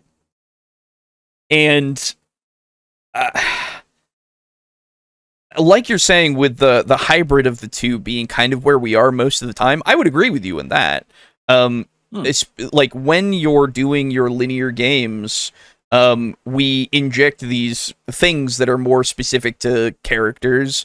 We inject these things that are more interesting because we think that they fit into these modules, whatever place that they are taking place in, whatever it might be. We're putting a lot of our unique spins on a lot of things, right? So we're always going to have that happen, and if you are playing something that is a big open world game and that fails for you, then you'll probably understand later down the line, you know, just inherently that going into something that's more structured in a linear fashion is what you want to do, because you don't want to have to deal with the fact that people are going, instead of going, you know, A to B to C, they're going A to G, which you didn't even think of G, and then you're going like it will. You'll get there at some point, you know, because we can't really account for that. All of our experiences with DMing are going to be completely different, right? Yeah. So it's hard to prep somebody for failure, I guess. Yeah. Because not everything is going to land. Absolutely. And I think that's fine. It's just part of the experience, right? Just because it's a bad experience doesn't mean that you have to give it up. But if it does get so bad that you do give it up, unfortunate, you know? That's just what happens, right? Yeah. So I don't know. At the end of the day, it's just we're trying to say that there's a dichotomy here that I don't think is necessarily the case. Through conversation that I see, I don't think people are mistaking what they're complaining about, really. And they're able to parse that stuff because most of the people that are playing these kinds of games have the capacity to understand what that nuance is. And if they aren't at that point yet, they will learn that. Yeah. So I don't know. crazy to me. Mm. Jack and Daxter was kind of cinematic, starting with 2. Yeah. True. Yes. With video games, Jack and Daxter 2 was fun. oh yeah, Jack and Daxter is great. With video games, linear means one thing, but on rails could imply more of a rail shooter, which is even more controlled. True. It's a whole different thing. Yeah. It's the thing where if we're trying to inject new terms, we have to find a way for them to kind of universally be understood for what we're talking about, right? And when he's saying stuff like on rails, that makes me think negative immediately. Yeah. Because I know what on-rails shooters are, and I see those done poorly more so than well. So, I don't know, it depends, right? It also depends on the person and what they're familiar with. If you don't play video games, because not everyone's a gamer, then you might not understand that at all and just think of it as, oh yeah, no, I get what that means. It's on rails. It's a cart that is on rails. Okay, cool. I have been to an amusement park once. Like I've seen get Indiana what that is. Jones. Yes, exactly. I know what a minecart is. I've played Minecraft. I've played. No, sorry, you failed. That was the wrong reference to make. You should have said I've played Donkey Kong. No, I'm saying the right one because that's the most casual thing in the world that anybody who's not a gamer would play. Yeah, Donkey Kong is the more obscure thing at this point for sure. Oh. God, yeah, can you you're welcome. I know, it makes me feel old too. Yeah, what a shame. What a time to be alive. Man, I miss fucking Donkey Kong 64. Good times. Good times. Maybe railroading is bad. If the definition of railroading is taking agency away from your players and... Which it always is. That's the thing, man. That's always what people are complaining about every single time. You don't need to say it in order to know what it is, you know? That's my point with like the nuance of it. People understand, oh, my DM is telling me what I'm doing, really. Like there is nothing that I can do to like actually play this game. What's the point? Everybody understands that fundamentally without you ever having to say agency, you know? Like, and agency is a great word, don't get me wrong, you should be using it. What I'm saying is, even without that, I think people can parse it. Forcing them onto a story that they didn't sign up for. But I think we sometimes blanket linear games with that definition when that's not always the case. Don't think so. Sometimes you want to be in a linear game. If your game is gonna be a roller coaster ride like Uncharted, it's probably going to need to be on rails at least some of the time. There are two simple solutions to this. One, we need to realize when we are having these conversations that there are strengths and weaknesses to any type of game, not just one. And two, we need to start having better session zeros. Railroading happens because the players were disappointed with what the DM was planning on doing. I mean, think about it. I'm sure there are some bad DMs out there who just railroad because they're bad DMs, but a lot of the time it's probably that the DM has this 20-page section of notes about this particular area and he just really wants to make sure the players go there. So just have good session zeros or in-between game conversations. Talk about where you want things to go as a table, and then we can avoid this, and we can have good linear games and good open world games. So I agree with you. So I guess it's just a strange way to put it, I guess, is my thing, because like I agree that you should be having the conversation and setting your expectations. That is important, that is good. My immediate thing, as soon as I heard, well, this is a 20-page thing that the DM prepared and he really wants you to go there, I'm like, okay, cool. So whether or not I'm engaged with that is not up to the DM, right? Yeah.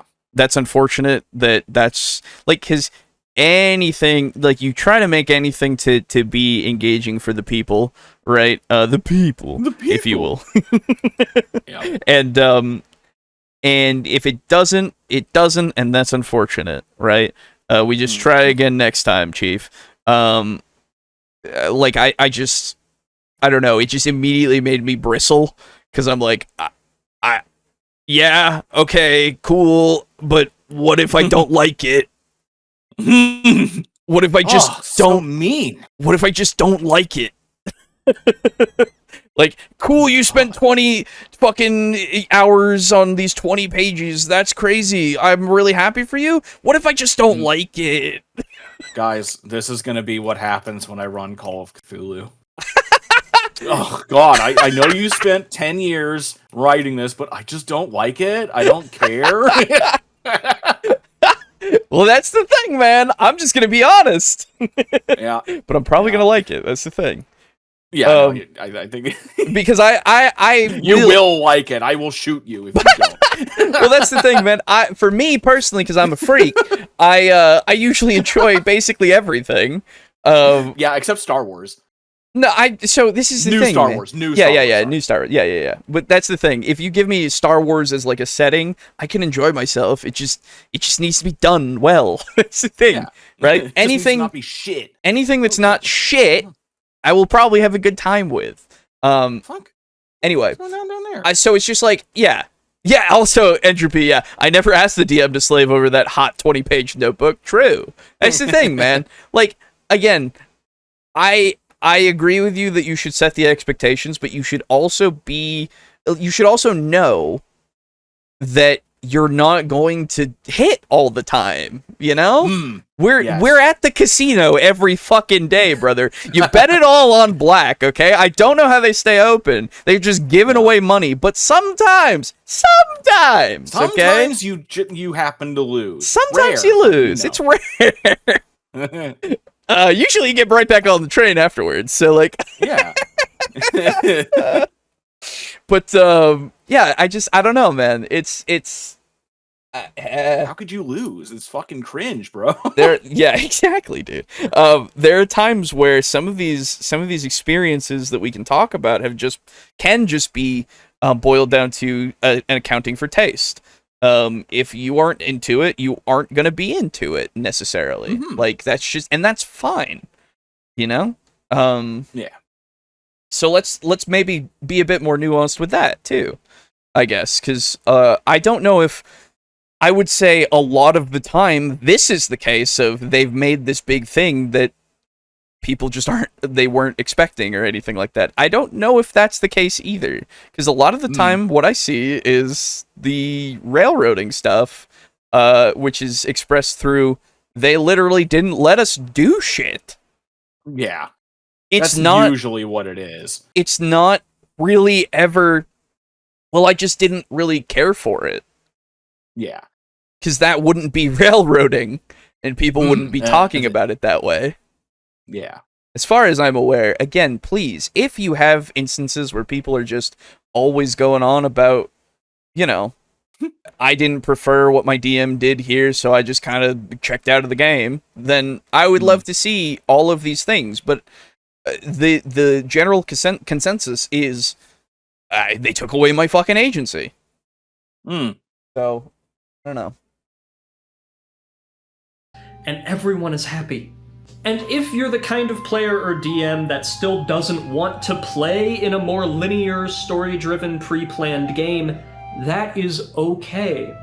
But the modules that Wizards of the Coast put out exist for a reason. Some people, either with those books or homebrew, like that style more. They like when the campaign's a little on the rails, and they can kind of gauge and expect where things are going. That is totally valid. That is a way to have fun. And as long as you are having fun, and everyone at the table is having fun, then you are playing this game correctly. It is that simple. And I think we just need to remove the blanketing, the one-fits-all black and white gatekeepy nature of this statement that railroading is always bad. You can agree, you can disagree. I just hope that we see a little more nuance in this conversation about linear and open games. Leave comments. Okay, so what I'll give you what I'll give you is what we should do instead of saying that you can railroad sometimes in certain circumstances and all of that. What we should say instead is there are times where you can put the players on a path or put them together in a certain way at the beginning of the game, just so that they're all together. Because if you're saying that you're railroading them there, you're taking away their agency, which technically you are if you're doing this, but it's not in such a egregious way. So we can stop using the term railroading for that. I'll give you that much. But when I explain out the situations, I would imagine that most people can understand that those instances that we're talking about are not necessarily railroading in the negative sense, right? They're set up, really. And that's just kind of it. So we can just say that we're setting things up. That could do, because every time I talk about railroading itself, you'll know what I'm talking about in the sense of I wasn't given a choice. So I don't think that we need to retire it at all. We just need to start using a different word for instances that are not railroading. But again, I don't think we are using railroading for the good instances, quote unquote. So, like, it as a whole of the hobby, not just us. I mean, so yeah, I don't know. To let me know how you feel. I'm Mark J. Judge. Nice. Okay. Okay. So, here's the thing, as well, Mark J. Judge of Roll with Advantage. This was 5 years ago, so maybe some of your opinion has changed to a degree. Maybe you've made a follow-up video later on that's more expressing what you're saying in a different way. I don't know. This was 5 years ago, so I'll give you at least that much of a benefit of, like, maybe there's something that's different now that if I were to talk to you, we would basically have the same kind of idea. I just don't see this as a very I don't see this as a very good appeal to me. Not using the term railroading, I guess. Yeah. I also don't see this as a very I don't see it as a way that you've proven to me that we usually talk about linear games in such a way that makes it so that everybody is opposed to them so fiercely. I would also argue a little bit on the terms of where we're at culturally with the hobby, where Critical Role is the thing that people will point to, and it is linear. Like, yeah, they've got the whole world that they can go through, but, like, it is pretty linear. They are following that story that whoever is DMing has put forth, right? At this point, it's Brennan. Before it was Matt. They are, and obviously they have their guest DMs and stuff that do stuff, but, like, literally it's just they are following those beats because that makes for good television, quote unquote, as well, following a plot that's that way. Yes. And even if they weren't technically doing linear stuff, it would all seem that way. Yeah.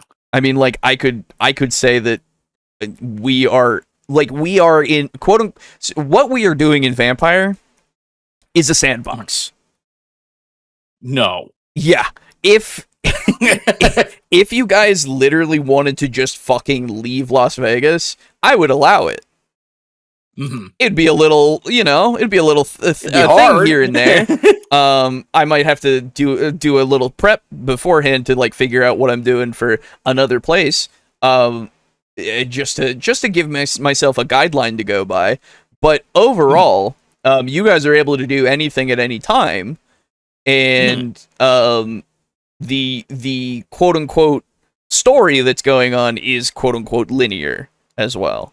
Quote unquote. Quote unquote, quote unquote. And and if you guys are pretty much following it now, I mean, like, just you've set yourselves to be a part of that part of the story because it's affecting you guys at this point, right? Hell, you could just never deal with it, and then it would maybe resolve itself. You know, it would resolve itself in one way or another, just without you guys ever having been a part of it. You know? Yes. But that's really what it is for me for like sandbox stuff. Is like the world is moving around you, right? The linear stuff feels more driven by you going A to B to C to D, you know, eventually, and then getting to the end of that kind of game. So I just it's but when somebody looks at that game, you know, 10 years later, if they ever do, they might just say, oh, that was a crazy chronicle that was just like a linear kind of thing that they just kind of did. That's crazy. You know, it is called a chronicle, isn't it? It is, yes. It's just, it's a thing that, you know, all these roads led to this thing, so they were always on the path to going to this, overarching story. And it's like, well, kind of, but like, if they didn't engage with it, then I wouldn't be doing it, you know? Yeah. In such detail. Anyway. I guess that's it. That's all my thoughts. That's all my thoughts. That's all the thoughts about this. I don't know if anyone out there can give me a better argument of like why railroading is the only thing, or is the thing that we are usually referring to a lot of the time for these negative things, and like that is creating this want of not doing linear stuff. I would love to know the reasoning. I would love to see the examples, because again, it makes sense to me that it could lead in that direction. But I also see so many of these actual plays, so many of these stories that are being put out there. Every example that you hear about just sounds like a linear progression. And we all kind of understand that those linear progressions can also just be happening within an open world game. So it really doesn't... And at the same time, we're also all playing these hybrids of open and linear, because that's just the nature of the beast. Sometimes you want to do side shit. Yeah. All the time, really. All the time, at least for us, we want to do side shit. You find an NPC and you just kind of get stuck in with their life for a little while, you know? Yeah. So yeah. It is, you know what, now that you mention that, it is pretty funny that that's how we normally play the game, and yet we haven't asked Raphael a goddamn thing about his past. Yeah. It's true. It's very ironic, considering man. the fact that he is clearly a very important character in the world, but we're all just like, eh. He's just too chill, man. Why would you need to know more about him? Chill. It just never really comes up, and I'm like, it doesn't really matter. He just kind of tells you stuff, man. It's just kind of his deal. It kind of feels like he prefers it that way, or it's like, hey, they're treating me like a normal person. This is pretty nice, you know? Yeah, there you go. Yeah, I don't know. Because it's clear that he's somebody important. Yeah. We still don't know. By his drip alone. Yeah, true. By his drip alone, that is true. Yeah. Open world games can still have quest lines. Yeah, exactly. Yep. Yes. I mean, hell, that's what I'm gonna do in my open world campaign. In my material world campaign in 10,000 years when we play that, where it has a definite, defined major quest line, but other than that, you really can just fuck off and do whatever you want. I don't care. Yeah, exactly. And I, in fact, encourage that, because that's kind of part of how you'll advance well. Yeah. All right, well, I suppose this is the point where I will extend the invitation to you. To leave, yes. To leave if you wish, yeah. I will be leaving because I do need to use the restroom, and I've got a Alright. castle to finish and Fair. pals to catch and then condense into one another in a big blender. That's right. So, yeah, very, very helpful. if I grind up enough cremisses, like little EVs, they'll make wool faster for me. Yeah, I need to do that. the more animals I grind up, the survivors will be like, "Oh fuck! That's right. Make the wool now. Make the wool. That's right. Make the wool." All right, I'm out. All right. See you later. Yep.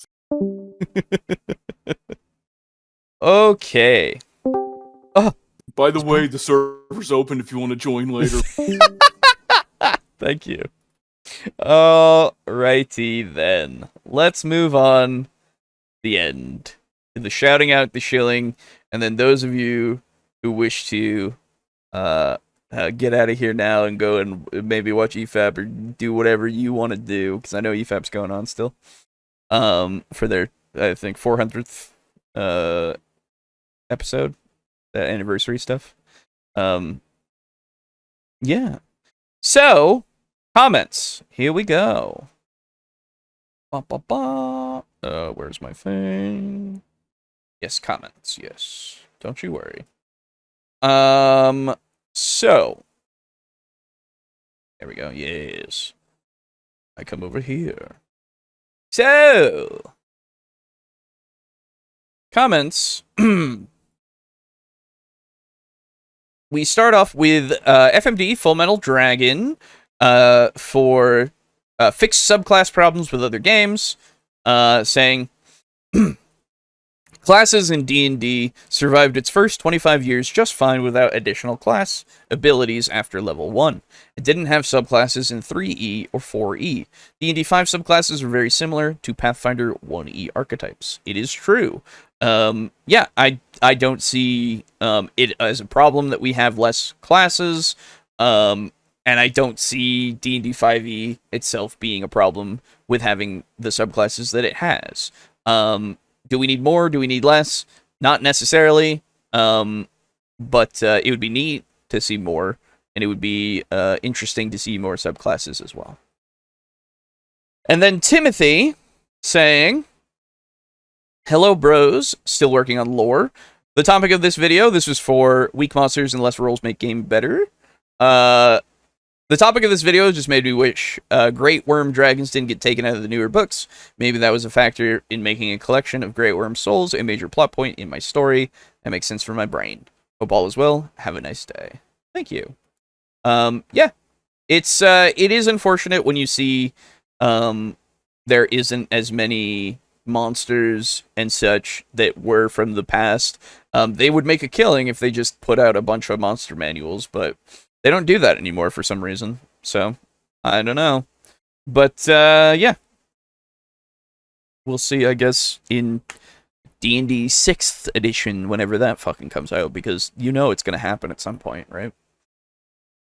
Anyway, that's all the comments. So, I suppose I'll go on to the shilling of shit that we've got. So, if you go over to tabletalkdnd.us, or I believe if I put in okay,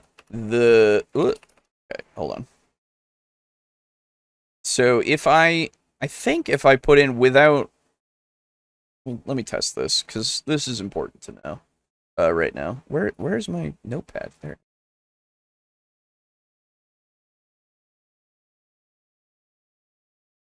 So if I put in tabletalkcrew.com, I think this works. Yeah, it does. Well, hey! Tabletalkcrew.com without wwws, which is annoying because I really wanted it to have that, but it doesn't. Will also direct you here, so it does kind of work. I'll just have to fix it. But anyway, if you go over to the support us further, here, you can have a look at all the stuff that I'm going to talk about. So, we have a Patreon and a Ko-Fi. That's patreon.com/tabletalkcrew, as well as ko-fi.com/tabletalkcrew, ko-fi.com/tabletalkcrew. You can become like one of these lovely people here. and help support us financially. Up to you. It's as little as $1 a month to become a table flipper this way. If you do, you'll be shown off here. If you're in tiers above first tier, then you will be shouted out by name. So, thank you to Steely, Draco Kraken, and Rick, aka Rico, for being in tier 4. Appreciate you very much. Thank you for continuing to support the show this way. Hope you continue to enjoy. A thank you goes out to Crimson Rose as well. Thank you. And a thank you goes to our tier 1 contributor. Up to you if you wish to contribute monthly. That is totally fine if you don't. You can still do the free stuff of subscribing and all that shit. It helps us regardless. Continuing right along here. We have a fourth wall shop over here. You can see the link right here. It's also in the description. Everything that I'm talking about is in the description. Going here, you can see the Sunrise and Sin City mat. You can see the keychains, as well as the dice and the coasters, as well as the mug, Jerry, good old Jerry, and the mouse pad and notebook that you can get. This is the small mouse pad. Yeah, up to you if you want to get any of this stuff. It's physical stuff that helps support us. Oh, excuse me. Helps support us financially. If you wish to buy it. Continuing right along. Stream elements. If you go and click that, / there is a link in the description. You can donate to the stream directly if you don't want to do monthly stuff. You can do that. It's up to you. Yeah, I mean, that's there. PayPal. So, this link here, if you click this, and there's a link in the description, you can go over to Humble Bundle because we are partnered with Humble Bundle. So, oh, thanks. You can go and check Humble Bundle, and anything you buy through there will give us a little bit of a kickback by using our link. The Dying Earth RPG collection. Ooh, that sounds fun. Decadent World of Wit and Danger with Dying Earth roleplay game. Classic Tales of Fantasy Titan Jack Vance. I know that name. Prime inspiration for the settings, mood, and spells of Dungeons and Dragons, and designed by role-playing legend Robin D. Laws. I don't know that name. Yeah, it looks like another RPG here. So if you have any interest in this RPG, that's one of the bundles here. I like the look of it. Interesting. Ooh, I like that. Okay.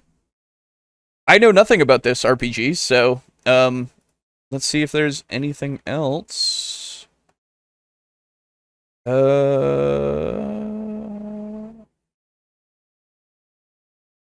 Oh, the BattleTech RPG is still here. For a very limited time once this goes up on Monday. Oh, Godzilla Kaiju Rampage. Yo, that's just a bunch of comics. Hey, there you go. Yeah, they've got comics here too. Dark Horse as well. Yeah. Go and check out Humble Bundle. I love this site. It's a great site. Oh, why do you do this? Because I'm not logged in. Yeah, Humble Bundle's great. Love being partnered with them. Continue to use it for your wallet. We also are affiliated with Drive-Thru, the Drive-Thru sites, Drive-Thru RPG, Fiction, Comics, and Cards. We'll just go to RPG, considering that's more relevant to what we're doing. Dying Earth is pretty classic sci-fi fantasy setting. Okay, cool. That's awesome. I didn't even know about it. Yeah, using the link in our description as well as that link on the site, within 15 days of using it, if you purchase something, you'll give us a bit of a kickback, 4 or 5%. It's full of a bunch of the stuff that you can get for PDFs digitally, as well as some things you can get physically. And I would highly recommend here because they do deals and stuff. And just all the community content that you might want for whatever game that you're looking at. And there's also exclusives here. I didn't even realize. Ooh, I like that. So yeah, go on there and see what you want. If you want to use our link and help support us a little bit, up to you. Because, as always, I can't tell you what to do. I'm not your dad. So, do whatever you fucking want, alright? Jack Vance is who the Vancian magic system is named after, which is the traditional D&D system of preparing your spells for the day. See, there you go. That's why I knew the name. Thank you. Anyway, that'll do it for us for this evening. Thank you very much for joining us. Consider, if you will, if you've made it to this point, subscribing if you're new, liking the video when it comes out, as well as the stream here, commenting on the video when it comes out, so that we can have more discussion about things. And yeah, I suppose if all else fails, we will see you. Not if all else fails. If nothing should fail, health-wise or time-wise or anything, we shall see you next week for more of the show. So thank you very much. Bye-bye. Goodbye. Bye-bye-bye.